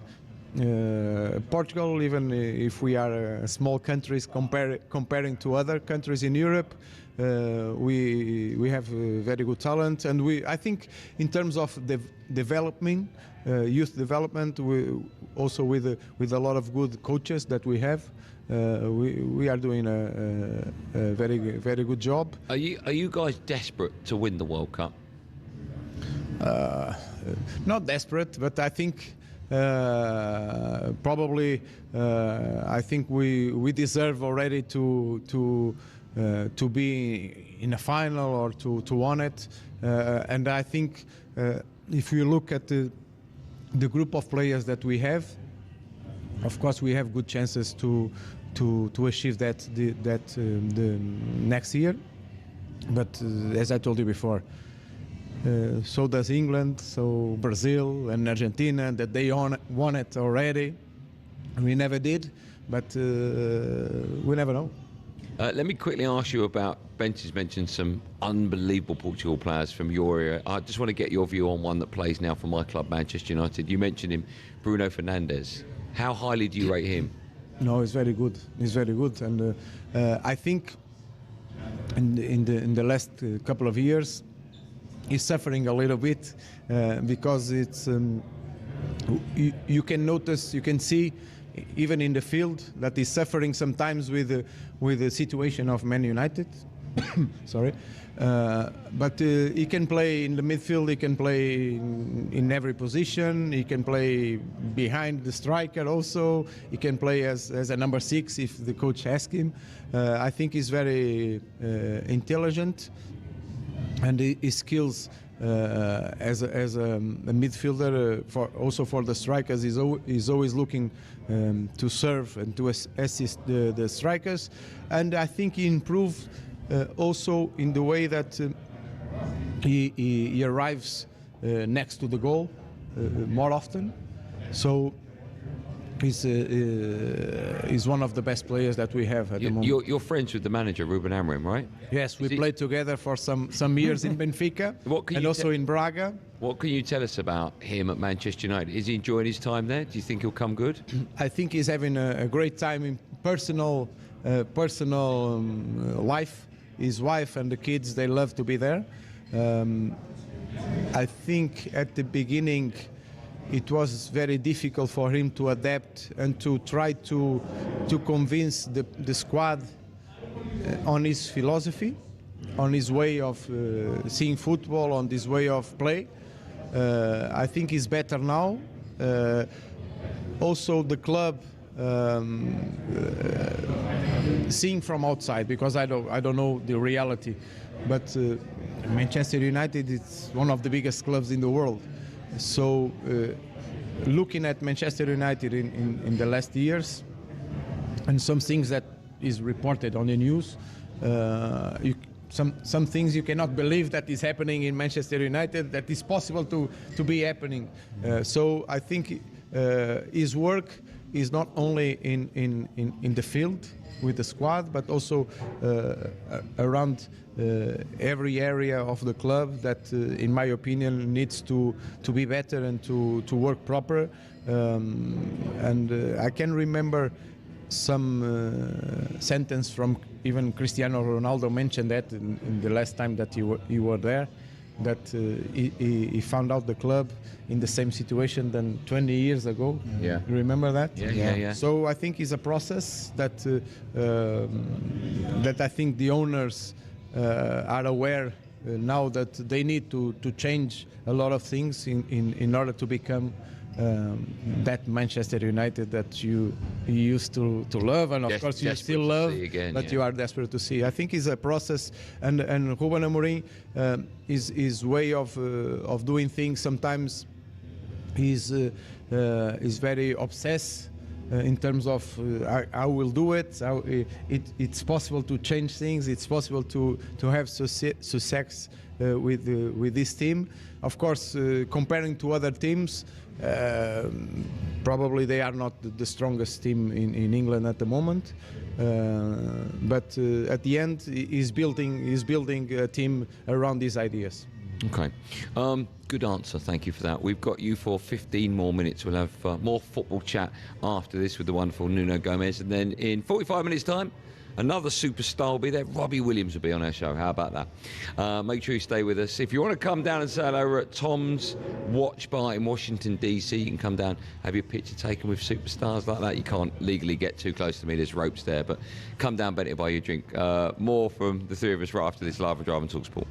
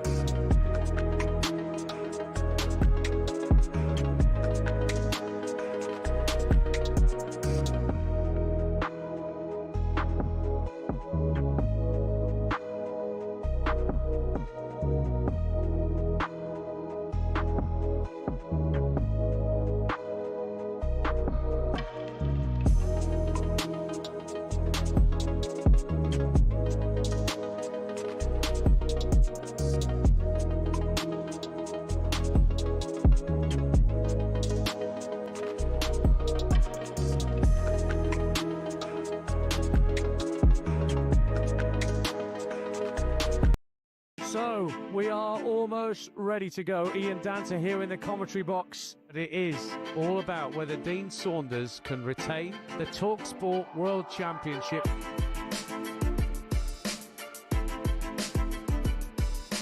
To win the leg.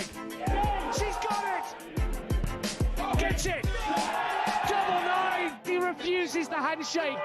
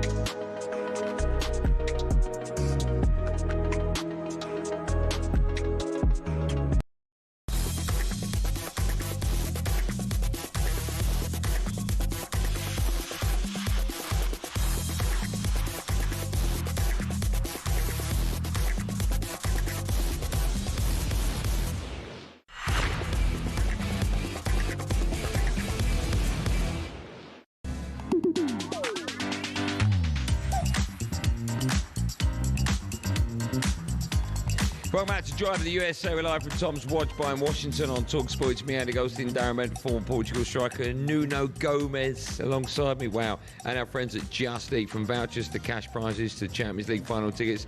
There are millions of prizes to be won when you place an order. 18 plus terms and conditions apply. We are bringing you a week of shows from the USA ahead of that World Cup draw tomorrow. It's live on talkSPORT. Me and Benny will be on air straight after that. And still to come on today's show, alongside us, Robbie Williams is going to tip up, as you do. Just quickly, FIFA's referee chief, Kalina has... No, I need the first name, please. Pierluigi Kalina has confirmed that he wants VAR to rule on corner kicks at next summer's World Cup. I've got to get your view on that. What do you make of that? What do you think about that? I think it's terrible. It's terrible. Yeah, I get the argument for both, that if it hits you and goes out for a corner and it should be a goal kick and we could score from it, I understand. But I think there has to be a moment where the game has to be as natural and as clean as it used to be, because otherwise, if that's accepted, where do you stop? Where do you draw the line? It would just keep going and going and going. Just looking at maybe in the other side, you know that if the VR is helping you to be more fair in terms of you analyzing the situations. Yeah. In this case, if there's a goal, if there's a goal in a corner that shouldn't be corner. Okay, but what happens then if just by the corner flag the ball hits you and goes out for a throw, and it didn't hit you, and we score from the throw? So soon it'll be VAR for throw-ins, right? Yeah. You're right. I think at the end, VAR has come to help the referees to make better decisions. But we are not. I don't know if we are losing the football that we used to see and love. Yeah. And I have to accept that there are limits. Yeah. Okay. But of course, in some situations, we are maybe talking about this because in the last months and weeks, it happens some situations in corners that they shouldn't be corners, and after the goal has came. But let's see. At the end, we have to set up some boundaries and limits. Okay. We've got you for about 4 minutes. There's so much we want to ask you. Firstly, you of course played football in England. You played at Blackburn Rovers when you were the wrong side of 30, shall we say? How did that move come about? Well,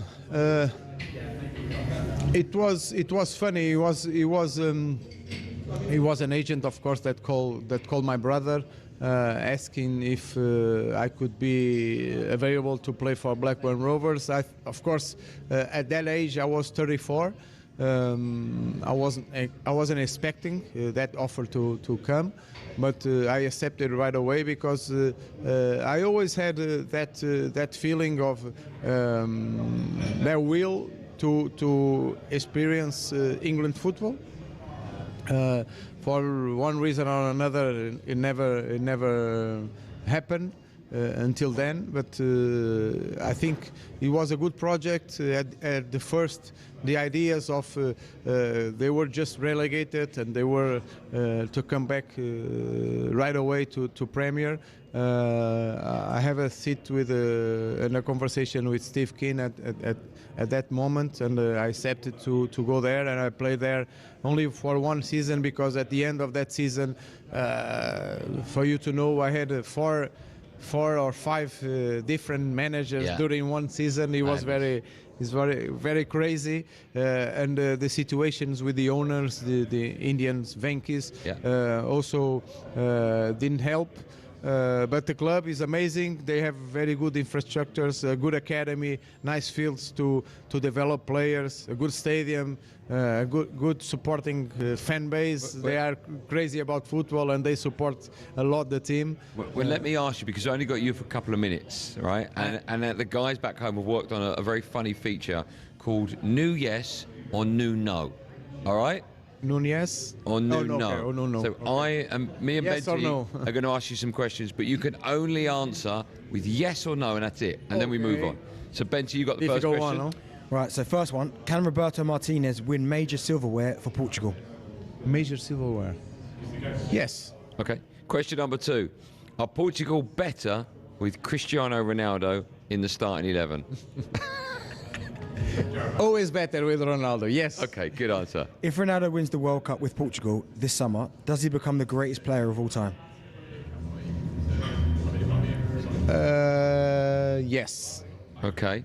Is 2026 the year England... He's missing a World Cup. He needs that, right, okay. Is 2026 the year England finally end all those years of hurt? Will England win the World Cup?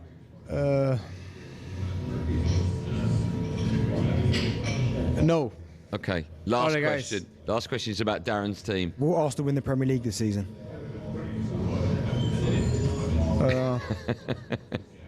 You have to be honest. No. Okay. That's what, Even, no, that's it. I'm No, not being honest, It's sorry. new yes or no. It's my friendship with Ruben Amorim and also Hugo Viana from City, so I'm... Who will win the Premier League? I don't know. I hope one will win it? one of the Manchester teams. Okay, fine. Last question. Have you enjoyed the last hour? I very much enjoyed. Good. It was a pleasure for me. Very, very proud to be here. Thanks for the invitation. You're an absolute star. I want to say hello and goodbye to Danny Murphy and to Scott Minto. Oh, Scott that's Minto works for you guys also Yeah. here. We played together in Benfica. Very good left back. Okay. Scott Minto. Well, they're listening, so that's how Yeah. nice. They're both big. And my regards for both. We will indeed. Thank you so much for your Thank you time. very much. What's Thank it? you. Can we have a round of applause for Thank the you, wonderful guys. Nuno Thank you. Gomez, superstar. We got an hour left of our show. The superstars continue. Robbie Williams will be here in about 20 minutes. You do not want to miss it. We'll be back live on Drive on talkSPORT, live from America right after this.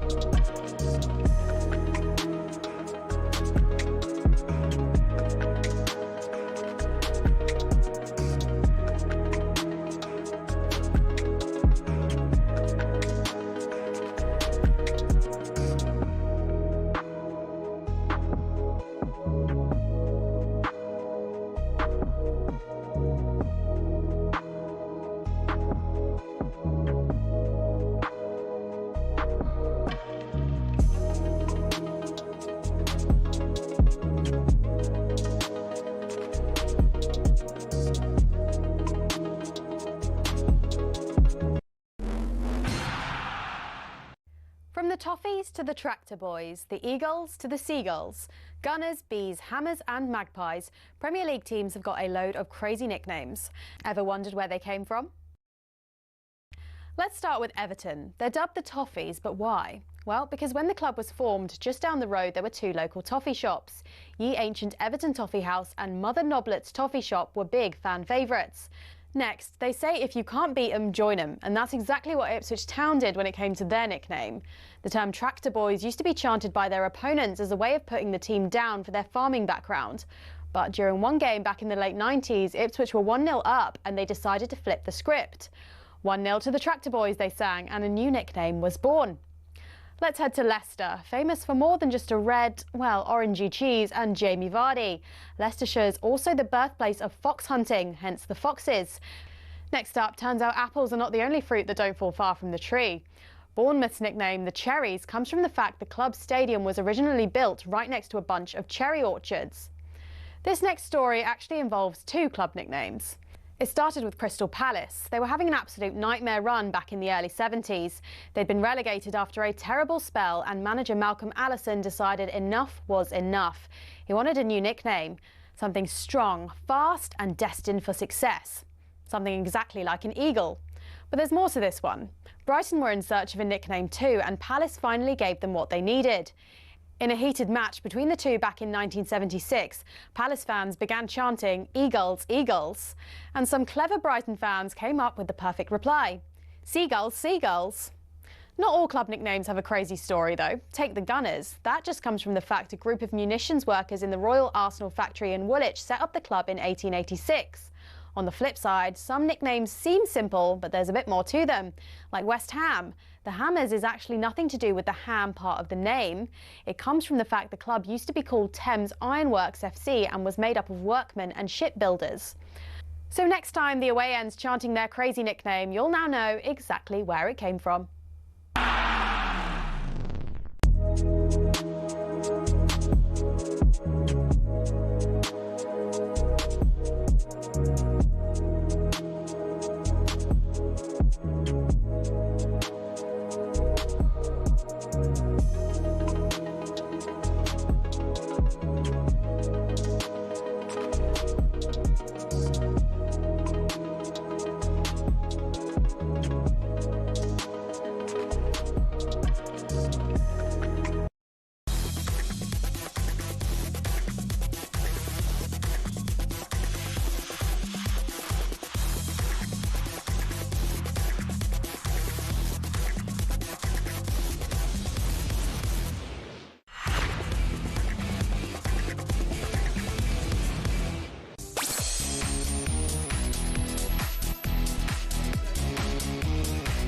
Well, that's the last hour of Drive in the USA on talkSPORT Live from Tom's Watch Bar in Washington. It's me, Andy Goldstein Darren Bent, and Alex Crook has tipped up. We'll speak to Crook in just a moment. Still to come, we in from Rio Ferdinand, but now a reminder, a massive week of Premier League football comes to an end. Live on talkSPORT tonight.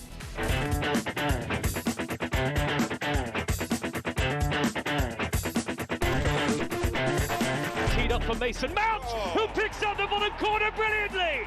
What a low strike from Mount, curled into the corner, placed to perfection, and Manchester United have turned this game around. It's up, down, we are Moments FC. It has finished, Crystal Palace 1, dare I say it, a gutsy Manchester United 2. Manchester United back, Troy Deeney.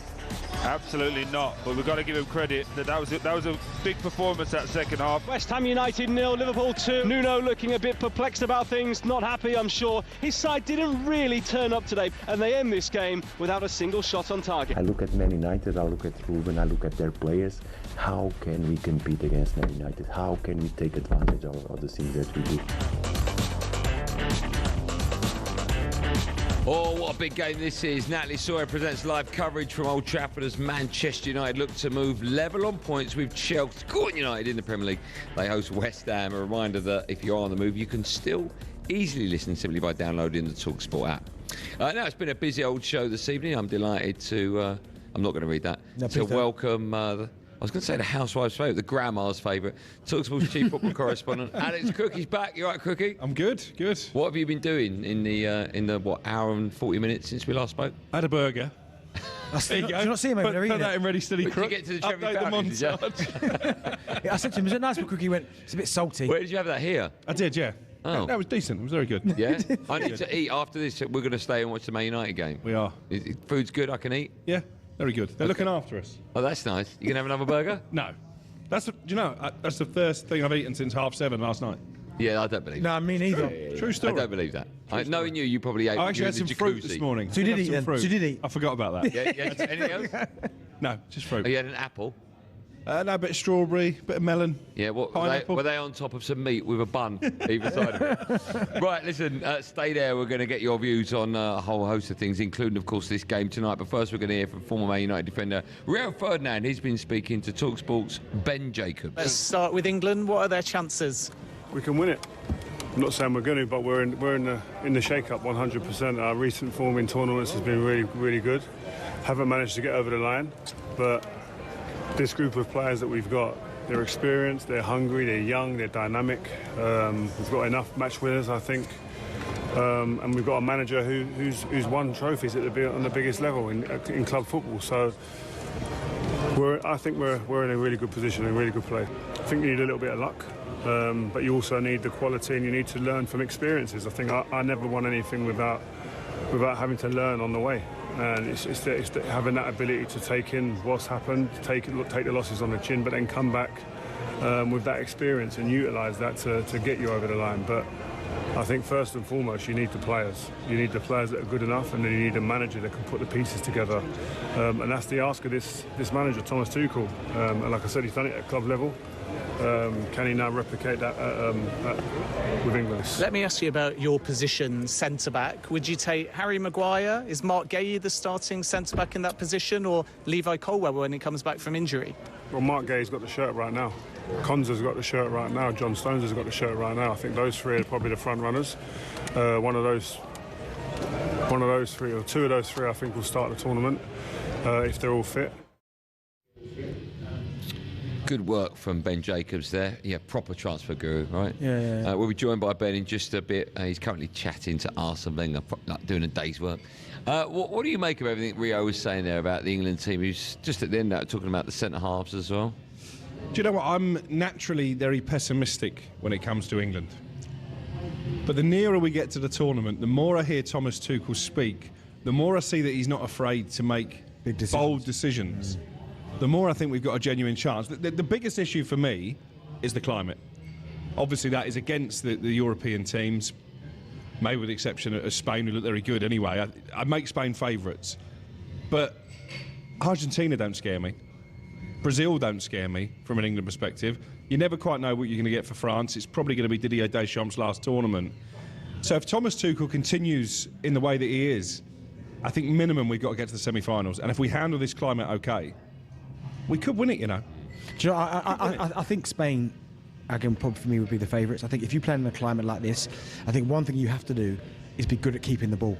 And I think Spain are masters at that. And I think England under Tuchel at first, of course, the first few games, everyone was a bit like, he's not the right man, it's terrible. And it's almost like the Senegal game woke Thomas Tuchel and his England squad up. But since then, they've kept the ball really well. I think bringing Elliot Anderson in to keep it ticking over, he's looked really good, whether it's him or Wharton, Declan Rice. So I think we've got the players to play that brand of football, because you can't play that 100 miles an hour, 90 minutes in that condition. You're burnout. So I think England have got a good chance, but I'd still put Spain ahead of them. But do you get what I'm saying about Brazil and Argentina? You know, I don't fancy Brazil. About Igor Thiago potentially being Brazil's number 9. Now, with the greatest respect in the world, we're going to see R9 on the red carpet tomorrow. Yeah. Brazil don't have a player like that. No. Argentina are obviously a lot older than they were when they won the World Cup last time. Would you say Brazil are as desperate as we are to win the World Cup? They've not won it for what, over 20 years? They've got 5 in the bag. I think we're more desperate. No. They've got a few more stars than we have. No, but a nation like that, right? You sort of, if you're Brazilian, you sort of demand success every 4 years, and they've been starved of it for a long, long time. They've not got to a final since 2002. But I don't get the impression that if you speak to Brazilian fans, they're particularly optimistic about their chances. So maybe they go in with a little less pressure than in previous tournaments, which could work out in their favour. But I don't see it. I don't see Brazil winning the World Cup. Where's key for England? Because we were talking about centre-halves there. Harry Maguire's name's been bandied around a bit. It's funny, actually, with Maguire. A friend of mine was at the American Embassy getting his visa a few weeks ago, and Harry Maguire was there as well, getting his visa. So obviously he's not leaving any stone unturned. He might be a pundit for talkSPORT. In that respect, maybe he could be. Yeah, maybe that's one for the football editor. Do you think he'll go? No, He can't go. I think the squad is quite closed now. You know, there's only there's more games to play in March. Yeah. There's obviously some warm-up matches before the tournament. I think if you weren't in this most recent squad, and I'd put Jack Grealish in this category, I don't think you're going to be on the plane. Dan Burn, will he be there? Yes, because he gets picked every squad. That's right. So obviously Tuchel sees something in him. But in terms of where we're weak, Dan Burn plays at left back for Newcastle. He can't play at left back at the World Cup. Not against the top sides in the world. And I think you can probably name 9 of the 11, I'd have thought, for England now. Maybe 8 of the 11. Okay. It's that left-hand side is the conundrum. It's going to be either Rashford or Gordon on the left of the 3, and the left back.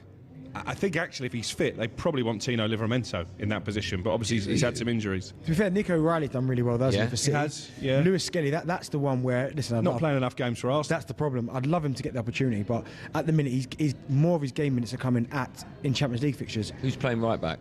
Reece James. Yeah, if he's fit. He has to, right? Can only be him. I mean, that performance in the middle again, of the park. the conundrum there is that Thomas Tuchel has come out publicly and said Reece James is a fullback. He's playing in midfield for Chelsea. He dominated a game against Barcelona in midfield. He played really well against Arsenal in that position as well. He is, but there's no room for him in our midfield. No, there isn't. Do you think Trent will go, Crookie? No. Not at all. Again, he's not getting a look in. He's obviously had injury problems. His form's not been great in Spain. And who'd have thought that? After the last Euros, when obviously Gareth experimented with playing him in midfield, then he was back at right back. If I'd have said to you then, well, by the time the World Cup comes around, Trent won't even be on the plane. Who plays Incredible. 6? Elliot Anderson. Yeah. Okay. And then 8 is Declan, obviously. And then you've got a problem. That's the 10's the problem. You've got a Jude Bellingham It's a good size problem, though, right? It's a great problem to have. I'm not sure Jude starts the first game at the World Cup. No, I've said Rodgers? Yeah, I think Rodgers has got the shirt at the moment, and obviously Villa playing really well. Yeah. Do you know what, me and you had this discussion. I said to you before tonight, you asked me the question, would I be stunned if Jude didn't play game 1? I said, no, I wouldn't. Yeah. And you were shocked at that answer. Yeah. And that's because Thomas Tuchel's come out and said, he's almost effectively said, I don't care how big the reputation is, the team needs balance, and Morgan Rodgers, to be fair to him, he's playing well for Villa. Villa are absolutely flying. You'd only be picking Jude right now over Morgan Rodgers on reputation alone. Yeah. Because Morgan Rodgers has been excellent. And then you've got Cole Palmer. You've got to try and find a role for him. I mean, he looks Nice a problem long to way have, out of right? the starting 11. They are nice problems to have if you can manage the squad, because what you don't want is to get over to North America next summer and you've got unhappy players who think they should be in the team and that upsets the harmony in the dressing room. Cricket, I don't know if you're aware of it, but you are effectively warm-up to Robbie Williams today, because he's going to be joining us in 15 minutes. Do a good Angels on karaoke. Yeah. I'm not going to try it out today, by No, the keep way. that to yourself. I will. All right? Until the Christmas party, anyway. Yeah, he won't be there for that. Cookie, always good to see you. We're going to have a quick break. Robbie Williams joins me and Bentley live on Drive on talkSPORT in 15 minutes' time. Set your clocks. We'll be back after this.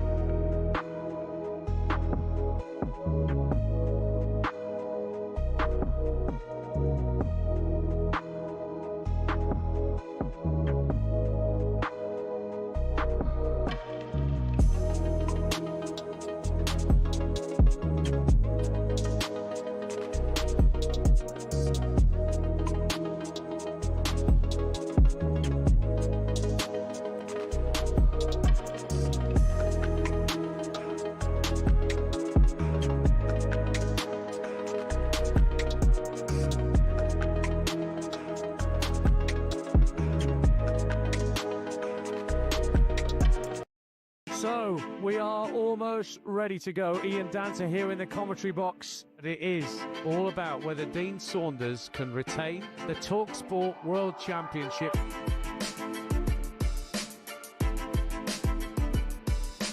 To win the leg. She's got it! Gets it! Double nine! He refuses the handshake.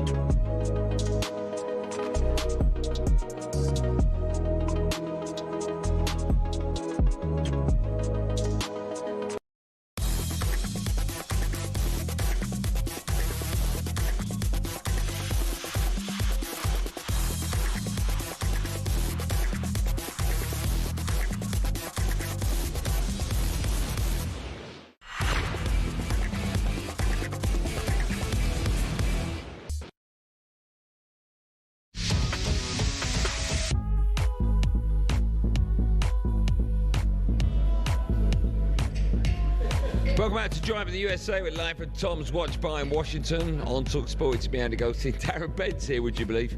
And our friends at Just Eat. Order on the app today and you could win one of millions of prizes. 18 plus terms apply. You are, I've not really spoken to you today. You having fun today?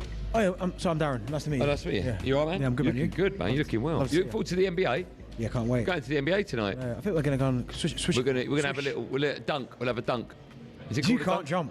Oh, I need to jump to dunk. What's the three-pointer thing called? A three-point shot. We're going to have a go at one of them, yeah.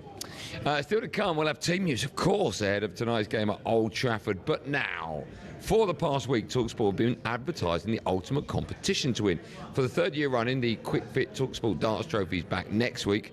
And we're giving one lucky listener the chance to be there and see the unbelievable talent on the hockey. And Betty will be there as well. If that wasn't enough, the very next day, they'll be heading to the opening day of the PDC World Darts Championships at Ali Pali. 2 nights stay in a hotel.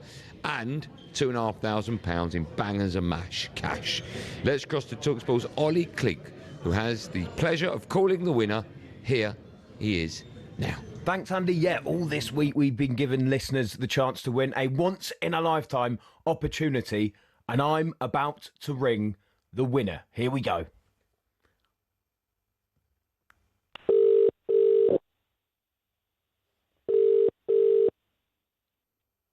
Hello. Hello, am I speaking with Jason? You are. Jason, guess what? What? Congratulations, you are the official winner of our talkSPORT Win the Ultimate Darts Experience, sir. How do you feel? Unbelievable, really? Yeah, you are the winner. That's absolutely class. You have scored yourself exclusive access to the guest list for the talkSPORT Darts Trophy night next Wednesday. Just checking that you and a mate are still available for that. Yeah, 100%. That's unbelievable. I'm going to try. Fantastic. Fantastic. On top of that, you're going to get 2 tickets to the opening day of the PDC Darts Championship and a 2-night stay. And guess what? $2,500 as well, Jason. That is unbelievable. Brilliant stuff. My next question for you has to be, Bent and Goldstein in the talkSPORT Darts, who is going to get further in that competition, do you think? Goldstein. Really? Back in Goldstein? Careful with that. Back in Goldstein all the way, yeah. Careful with that. Fantastic, mate. Well, enjoy it and well done. You are the competition winner. That is unbelievable. I can't believe that. Top man. Enjoy, and we'll see you next week. Good work, Ollie. What do you make of that? He's back in Goldstein. Team Goldstein. Wish he hadn't won now. Huh? Wish he hadn't won. I wish he'd lost. Yeah, wish he'd lost now. Right, and just like that, we've got another competition for you lucky lots. So pin back your luggles, because talkSPORT have teamed up with Pitch Experiences to bring you an all-out VIP experience at the PDC World Darts Championship at Ali Pali on the 23rd of December. You and 3 mates could be living it large with platinum seats, fine dining, a complimentary bar, and exclusive access to the 501 lounge with Russ the Voice break. Then it's straight to your prime table for the best view in the house as the darts drama unfolds. Get ready for an unforgettable Ali Pali experience Here's how to enter. For your chance to win, text the word DARTS, D-A-R-T-S, obviously.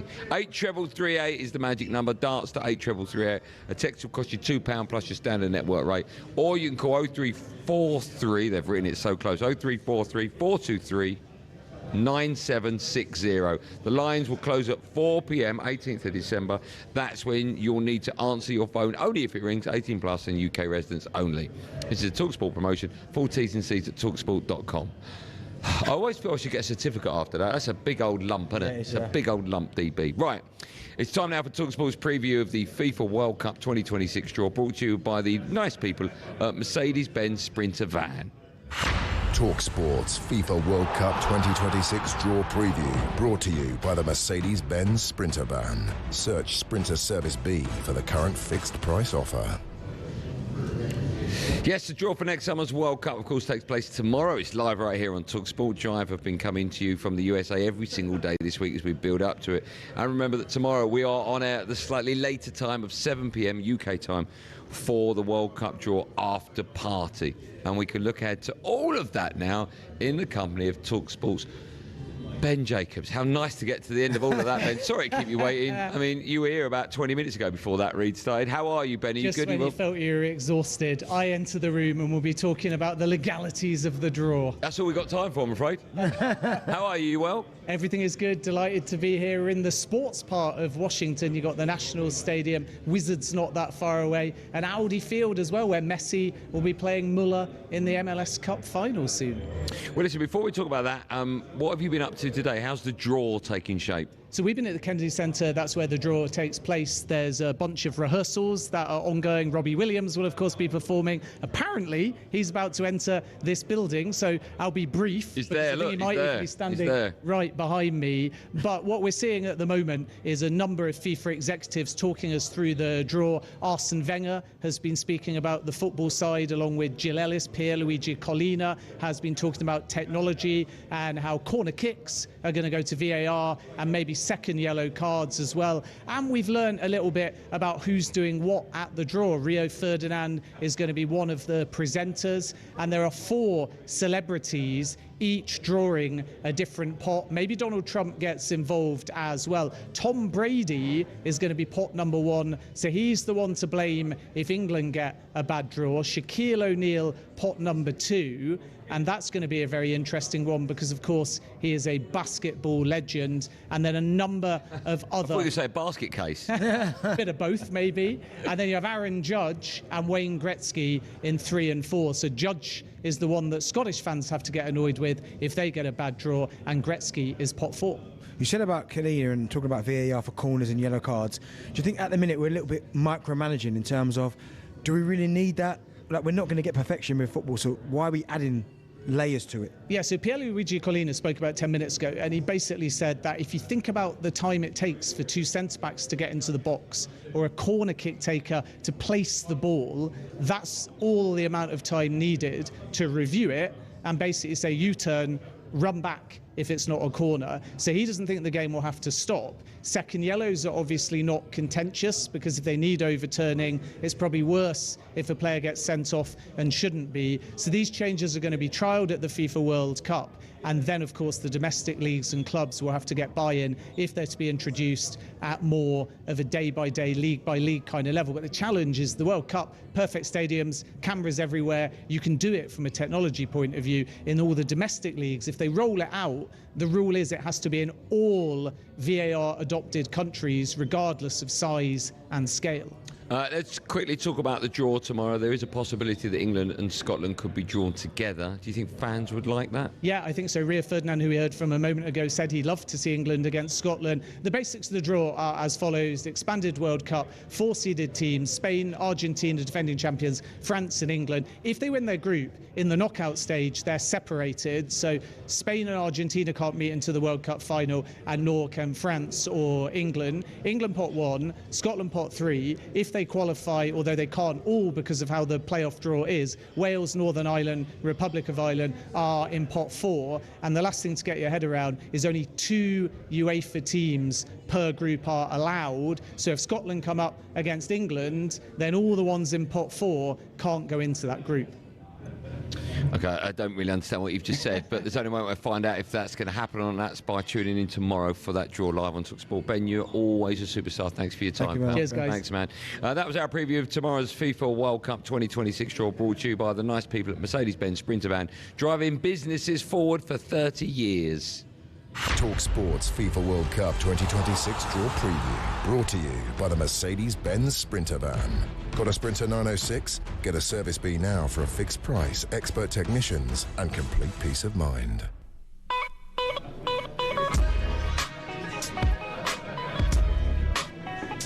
Still to come, we're going to be joined by the one and only Robbie Williams. But first, it's time for no Googling. We want to know who were the two countries involved in the World Cup game that saw 20 cards, 16 yellow and 4 red. Do you remember that one? Don't look, don't look. Do you remember it?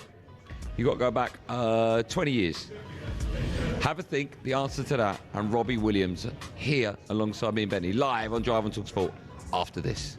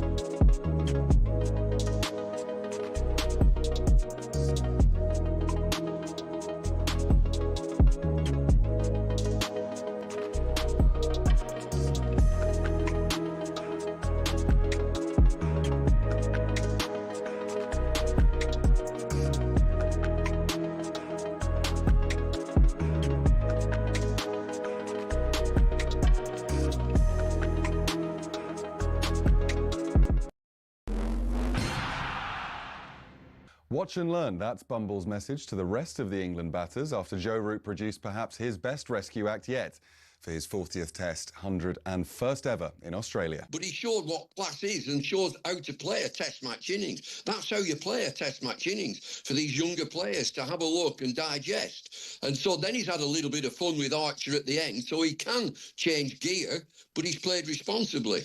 Aussie legend Matthew Hayden had promised to streak naked if Root failed to get over the line this series, and the man they call Haydos now sounds a relieved man. It took you a while, and there was no one that had more skin in the game than me, literally. I was backing you in for 100 in a good way.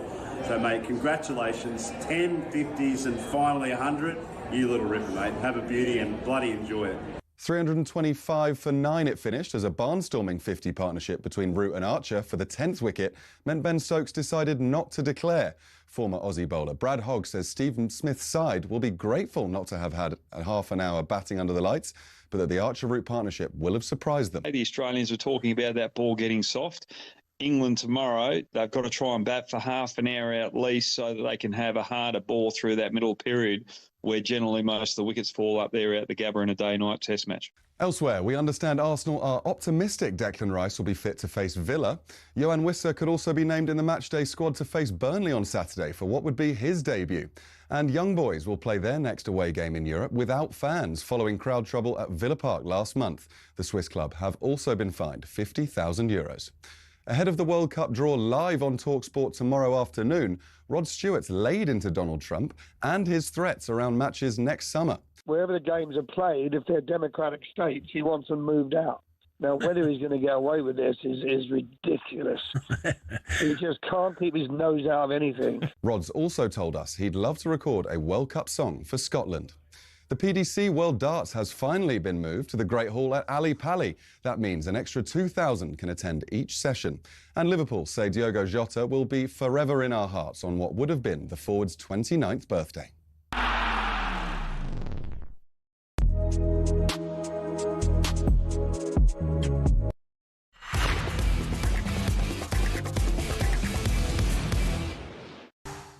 Got the gift, gonna stick it in the goal. It's time to move your body. Babylon back in business. Can I get a witness? Every girl, every man. Houston, do you hear me? Ground control, can you feel? Welcome back to Drive Live on talkSPORT. It's me, Andy Goldstein Darren Bent alongside. You can probably work out who's going to be having a chat with us in just a moment. Before we say hello to Robbie Williams, the answer to the question, who are the two countries involved in a World Cup game that saw 20 cards and 16 of them were yellow, 4 of them were red? The answer is DB. Yeah, I thought it was Portugal versus the Netherlands. Oh, did you? In 2006? Well done. Yeah. Right, shall we say hello to Robbie? I think a big round of applause. Can we have a big round of applause? It's a superstar. It's Robbie Williams. Yeah. Thanks, guys. How are you? I'm good. Which one of you guys has travelled 2 hours to be here? Have you? Yeah. Are you enjoying yourself? You having a good time?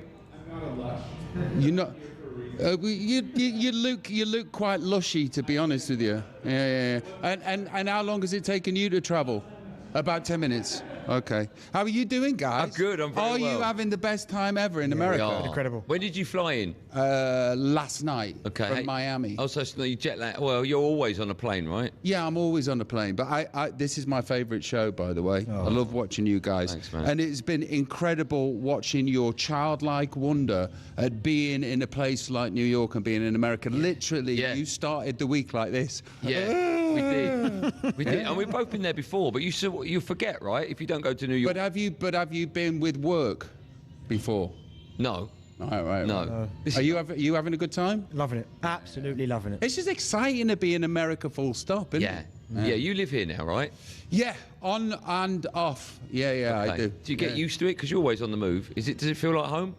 Nowhere feels like home since I left Stoke-on-Trent, to be honest with you. I feel as though I just keep travelling. Every time you call me or I text you, I'm in a different country, I'm in a different place. Yeah. But I love America. It's been very kind to me.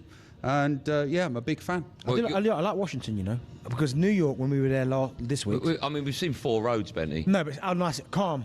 But have you noticed how people say hello to you? Do people say hello to you? What, that we don't know, walking by? Yeah. I mean, we literally got out of a car and walked into this building. Oh, okay. Why they do that everywhere, though, right? Not everywhere. No, they don't do it in London or Los Angeles or New York. they don't do it in LA? No, I remember I got off the plane last night and people were like, hello. I like it. When I was walking through New York with Bentley the other day, I sort of brushed past someone because we were walking quite fast. And he went, where you going? I was like, oh, blimey, okay. No, but that's part of the New York experience, isn't it? You got it. Yeah. Right, listen, you're here because you are working with FIFA, is that right? Tell us what you're doing. I am working with FIFA. I'm FIFA's music ambassador, apparently.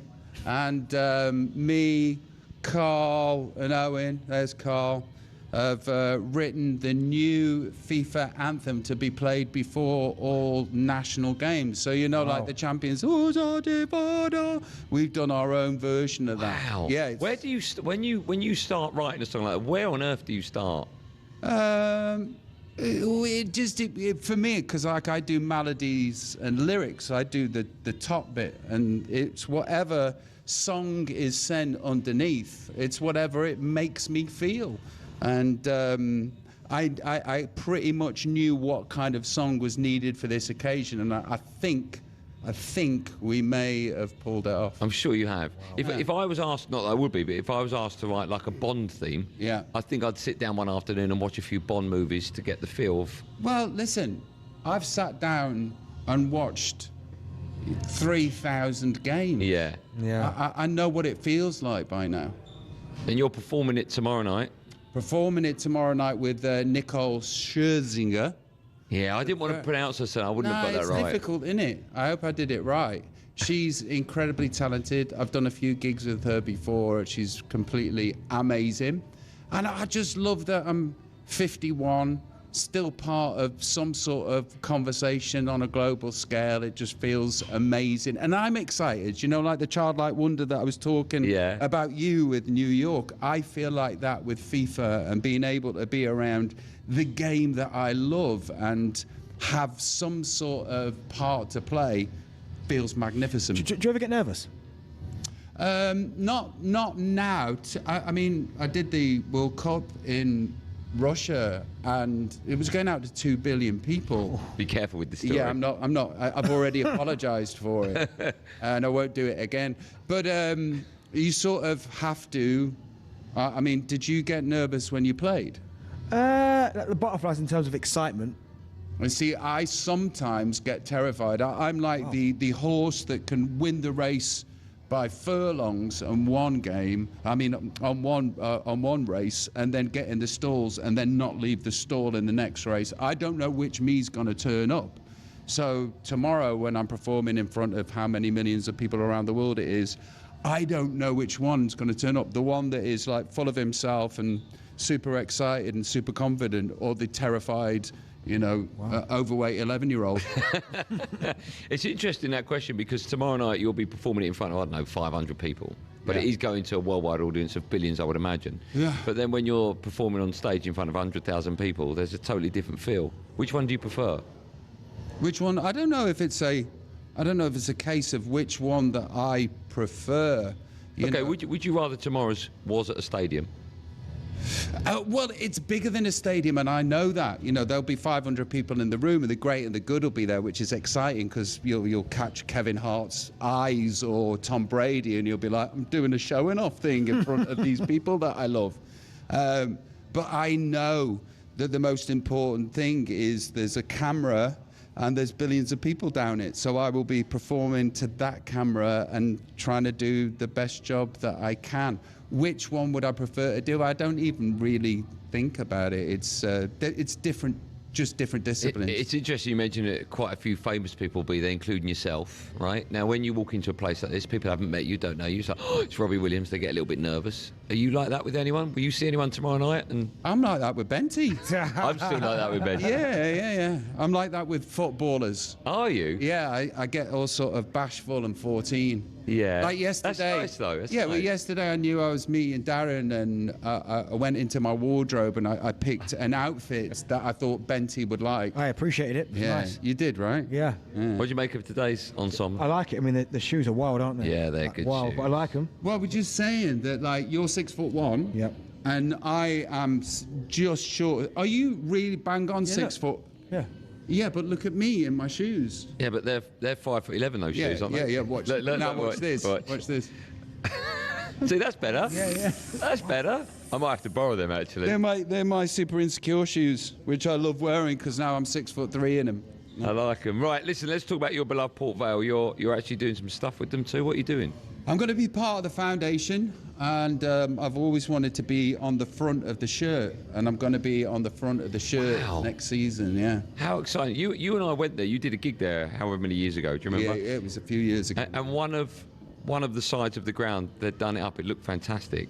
Is that what they're trying to? Are we going to see that with the remaining 3 sides? Are they doing work on the stadium too? No, the stadium's rocking as it is. I'm forever, when I go there, impressed at how good it actually looks. And you were saying that they've done one side of this. It's all done. Oh, wow. Yeah, okay. It's all done. It's the Wembley of the North. Yeah, it does look great. I was really impressed with it. Yeah, it is, and right. It's beautiful. The pitch is massive. And you're doing it to raise money, right? Yeah. Can you remember who you're raising money for? Yeah, the Port Vale Foundation. Oh, you're doing it for that? Yeah, okay. yeah. That's great. Yeah. We have to talk to you about soccer. We're going to talk to you about more football. We've got you till the end of the show, right? Yep. So we'll talk about World Cup and football stuff a bit later on, but we have to talk about soccer aid. How many years has it been going? I don't know. It's a long time. No, it's not even in front of me. If I had a good producer, he'd tell me in my ear in about 5 or 6, something like that. 5 or 6 years? No, it was in 2005, 2006, around that. Over 20 years. Okay, it's a 20-year thing. Because me and Johnny Wilkes came up with the idea for it, and we never thought that it would go longer than a one-off thing, and it's become this whole sort of thing that is bigger than the idea that we ever had. Well, there's no way you would have imagined raising over £130 million, which is what you've done so far. Yeah, insane. I mean, that's ridiculous, isn't it? Yeah, insane. That's great. Yeah. Do you used to play in it? You don't now, I'm guessing, because you're a little bit injured. I got a bad back. Yeah. I got arthritis in the bottom of my back, unfortunately. Are you playing? You're just playing padel, right? Is it padel or is it paddle? It's paddle, but listen, if the if the call comes in, yeah, mate, he's as desperate as I am. I've played in one and I loved it. Yeah, it's but if the call comes, I'm ready to go. Okay, back to the padel or paddle. Yeah. Because people say padel. I say paddle. Okay. I say paddle. But do you actually know how it's supposed to be pronounced? See, because it makes you sound pretentious if you say padel, right? A little bit. It's a little bit like when we have friend of the show Kevin Atchard on, and we say, for instance, Anton Griezmann. We'd say he says Griezmann. Griezmann. But I think with paddle, I think the foreign aspect will say padel. Can we get somebody to look it up, please? Whether it's padel right? or paddle. Carl Brazil. Carl, where are you? He's gone. He's gone. Carl Brazil, he's just started playing. Is it paddle or padel? Take paddle. Paddle. Yes, paddle. Okay. How long have we got left on this section? As long as you want. 2-3 minutes. Let me ask you this, because we had a fascinating chat last night, and we were talking about who's the hardest boy band member. Yeah. Right. And then we jumped into who's the hardest duo on talkSPORT. Yeah. Run me through that. How that went, because I can recount it, but can you remember? Well, our team is predominantly made up of Benty, right? Yeah. So anyone you put on breakfast as a tag team, I think we'd smash them to pieces. Okay, so you've got Alan Brazil, bless him. Current day, no. Back in the day, maybe. Yes. But you've got Alan Brazil, and who teams plus up with Alan Gabby. Brazil? Gabby Egbon-Law. Yeah. Okay, so you're with Jeff. No, and Alan. Yeah. Hold on. So you're taking Alan. Oh, God, yeah. Yeah, of course you will. I'll just kick him out of a chair like that. Okay, so that one's done. What's the show next White after? and Jordan. White and Jordan. Yeah, so you're taking Jordan. Yep. And you're Jim. taking and Jim. White. You can have both of them. I'll Okay. just have a piece of cake and a cup of tea. Who's after that? Hawksby and Jacobs. They won't make it to the ring. Yeah. Okay, so, and then there's you guys, obviously. Yeah. But then what is interesting about who's the hardest sports talk presenter partnership is we get into the evening show That's the with problem for us. O'Hara and Cundy. Break it down. That's not a problem.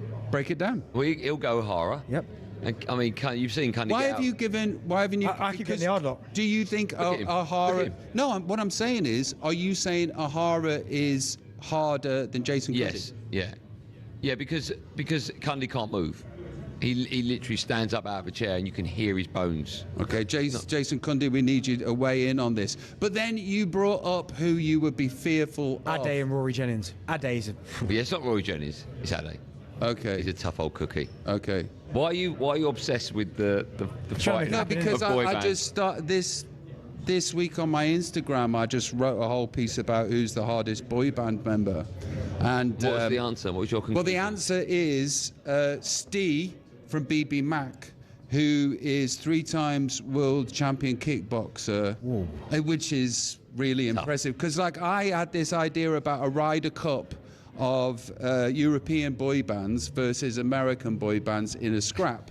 Now, I have Keith Duffy from Boyzone. What I did work out was this. Keith Duffy and Shane Lynch from Boyzone hard as nails. And I've actually figured out that Boyzone are harder than Oasis. Okay. Think about it. Okay, I won't comment on that. Look, you won't and you can't. But I'll talk to you about this. Tough. Okay, Liam Gallagher against Keith Duffy. Keith's battering him. Okay. Yeah. And then you've got Noel Gallagher versus Shane. Shane's battering. Right, okay. And actually, the only real proper psycho menace in Oasis is Bonehead. Yeah. I think Bonehead beats Ronan Keating. Oh yeah, every day, yeah. Yeah, but already the back of Oasis is broken. What I'm saying is, Boyzone are rock hard. But let me ask you this question. Okay. Right? Where would Ali McCoist feature? How tough is he? Ali McCoist. Well, because, you know, he might be that sort of, because he does the cheeky, funny thing all the time, and I love it. You know, you adore Ali McCoist. Yeah. But he's had to put his elbows in his whole career to get where he's at. So I think he's a sneaky assassin. I'm guessing he's in the bar because he'll be joining us in just a moment. We can find out. How about that? There he is. Ali. You going to say hello to Robbie Williams? Hey, Ali. How's it going, buddy? We'll find out if those elbows are out or in just a moment. Can I ask the listeners at home and the viewers at home on the YouTubes, who would win in a fight between E17 and Take That?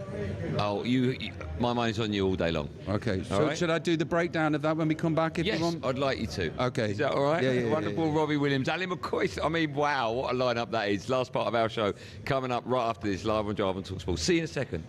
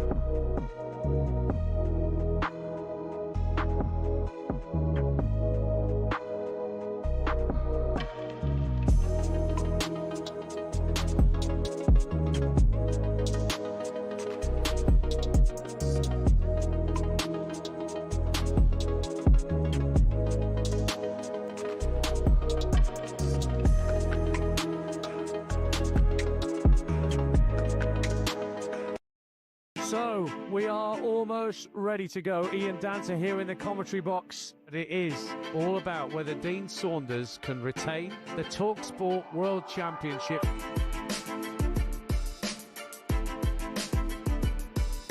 To win the leg.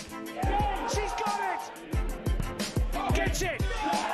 Double nine! He refuses the handshake.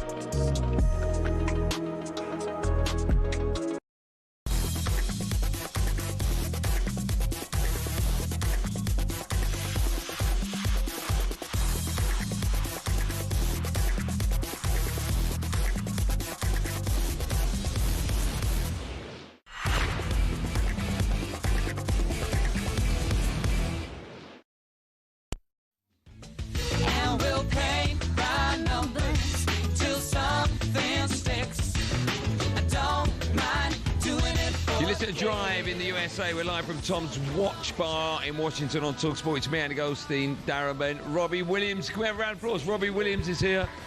We'll say hello to Ali McCoist in just a moment. And our friends at Just Eat. Right now, there are millions of prizes to be won, from Champions League final tickets to £1,000 cash when you place an order on the app. 18+ terms apply. A reminder, the draw for the World Cup is live on talkSPORT tomorrow afternoon from 4 o'clock. And then me and Benty will be on air for our last show of the week. That one's from 7. Following us today, Natalie Sawyer brings you live coverage of Manchester United against West Ham. Right, we're still alongside Sir Bobby Williams. We've been joined by talkSPORT's very own legend, superstar Ali McCoist is here. Great to see you. How are you? Andy, I'm fantastic. It's lovely. You look great. I'm fantastic. Mate, are you ever not fantastic? I'm always feeling fantastic, because he's the same. He's always fantastic. But it's the only way to be, mate. Yeah. It's fantastic. It's good, eh? Love the energy, and it emanates from TV screens and out of speakers on our. That's what you do. You inject us with joy. Are you the same too? Are you? Yeah, I'm always high energy. No, he's moody. As soon as we're off air, he's moody. Sulking, screaming, shouting, throwing cups. I'm always high energy. I like to mix with obviously normal people. Ask him the same question. What do you mean normal people? No. Let me. I know exactly what you're saying. Very much. Because let me tell you this, right? We went to the Fast Show the other night, Saturday night, and we had to, at half-time, go from the box and go all the way through the theatre to go to this half-time room where there was, nibbles and stuff. He sent me out first as a buffer with the general public. Now, arguably, I am more famous than Andy Goldstein. Yeah. And I realised the second time that we did it, I looked behind me and he just got his head down like this. See, there you go. That's the real you. How did you handle being a buffer? I was all right, but with it. But I did notice, and I did say it, didn't I? Only I did notice, and I did. On the second time, I was like, "You've sent me to be a buffer." No, here. well, I wanted to give him that experience. There's very few things in life he's not experienced. He's done sort of everything. I thought, well, you can go first. The people want to see Robbie. Probably didn't even know I was there. You're all about giving. I can't even do the joke I want to. Right, let's talk to you, and of course you, but about the World Cup draw. It's happening tomorrow. Can't wait, Andy. Who have you been hobnobbing with? Because there's a few you're in the hotel, right? Yes, there's a few faces knocking about. Who was there yesterday? Batistuta was there yesterday. Ali. One of my favourites, yes. And you, yeah. I've started high. R9. Have you seen R9? R9, yeah. Did he know you were? I didn't get a chance to speak to him, but I spoke to who was Ruud van Nistelrooy's knocking about today, Rio, Cafu. Wow. Yeah, I mean it's quite. Yeah. I start bench though. No joke. It's ridiculous. No chance. Oh, I know where I am in the food chain. Don't worry about that, boys. we got the World Cup draw tomorrow. Who are you hoping Scotland don't get? Do you want England? No. You don't. It's not through fear, so don't get carried away. No, of course not. Right? It's not through fear. No. But we just, I don't want you. I want you to get a nice draw, but I want us. Do you know what I want? I'd love to get. When I say home nation, I'd love to get the USA. I bet you would. Actually, no. Break it down for us. Why wouldn't you want England? Because we play England quite a lot. Well, we have played England quite a lot for that reason. So I want to play some new teams. USA would be good. I haven't said that. I'll contradict myself. I wouldn't mind another crack at Brazil or Argentina or something like that. One of the massive ones. But it's a great draw. Do you know someone that was going to be 100% honest with you? I genuinely don't really care. It's just the fact that we're back there after 27 years. If you get knocked out, do you want us to win it? I want you to do well. Yeah, but that's not what I asked. Is it 27 years? Yeah. 27 years. Oh, mate. And I want you to do well. Move on. England, France in the final. Who are you cheering for? In the final? Yeah. Cheering for strong. France. Andy, I mean, that's really strong. He's really put you on I'm the not sure. spot I'm not sure. Okay, who do you want to lose? I'm not sure. Is that an easier question? Both of you. The diplomacy. No, Ali, let me ask you this. What's your hotel room like? Oh, stunning. Because Benty reckons he's got the best room out of the four of us. Do you know, I was actually listening to the show earlier on, and I know you got an upgrade, and you were like, this is actually better than my room, right? You did say that. You did say that. But the room you came to last night was just my greeting room. Oh, was it? Yeah. My actual room was on the the penthouse up at the bottom. Oh, you got the penthouse as well? Yeah. Men of the people. You know, Sean, I've not got a greeting room, right? But what I've got is a magnificent toilet and shower, bath area. Have you got a toilet there where the seat lifts up by itself, though, or not? Do you have to lift the... Oh, okay. Joe, we've got that. Yeah, But I've got one of the wee squishy things I quite like, you know, the wee... The bidet? Yeah. Right? You don't need that, do you? You're right. I know things are tough. Question, right? Bidets. Yes. Yeah. After the first go, when you go like, I should have a go on this, I should have a pop on a bidet, right? Yeah. Have you ever been on a bidet ever since the first go on a bidet? Oh, yeah. Have you been on a bidet? I've never been in once. Have you been on a bidet? I've been on with Ali. But have you been on a bidet? No, I have not been on a bidet, no. Okay. Yeah, there you go. Bidets are useless. You heard it here on talkSPORT. I think that's nearly all we've got time for. Quickly, who do you want to draw? You. I didn't before we had that conversation, but I don't really care. We're going to win it. We're just looking forward to it, aren't we? Yeah. You've been great. You've been so good, Bob, that you've won a pot of Goldstein's Golden Place. Oh my goodness gracious me! And I know you use that, don't you? I know you use it. You do use it a lot, don't you? I love Goldstein's Golden Place. Thanks, Bob. There you go. The choice of champions. Thanks. Right, remember that the draw for the World Cup is live on talkSPORT tomorrow afternoon from 4 p.m. I've got you here. As England and Scotland discover their group stage opponents, then Bent and I are going to bring you the after-show pie from 7 o'clock. Are you sticking around for the football, or have you got rehearsals? Oh, for United? Yeah. No, I'm sticking around. Are you going to watch the football? Yeah, we're going to stay here. Yeah. Okay, that'd be cool. Ali, what are you doing? I'm going to watch a bit of the football then. We've got a function this evening. Oh, that's Twitter, is it? We've got R9. Tough gig you got. Yeah, wait. So, is it in a brown envelope? If any of you guys fancy coming along as a buffer, that would be great. Robbie Williams, professional buffer. Don't say it. I know what you want to say. You can't. Can we have a round of applause for the legend that is Robbie Williams and the equally brilliant Ali McCoy and everyone that's turned out today?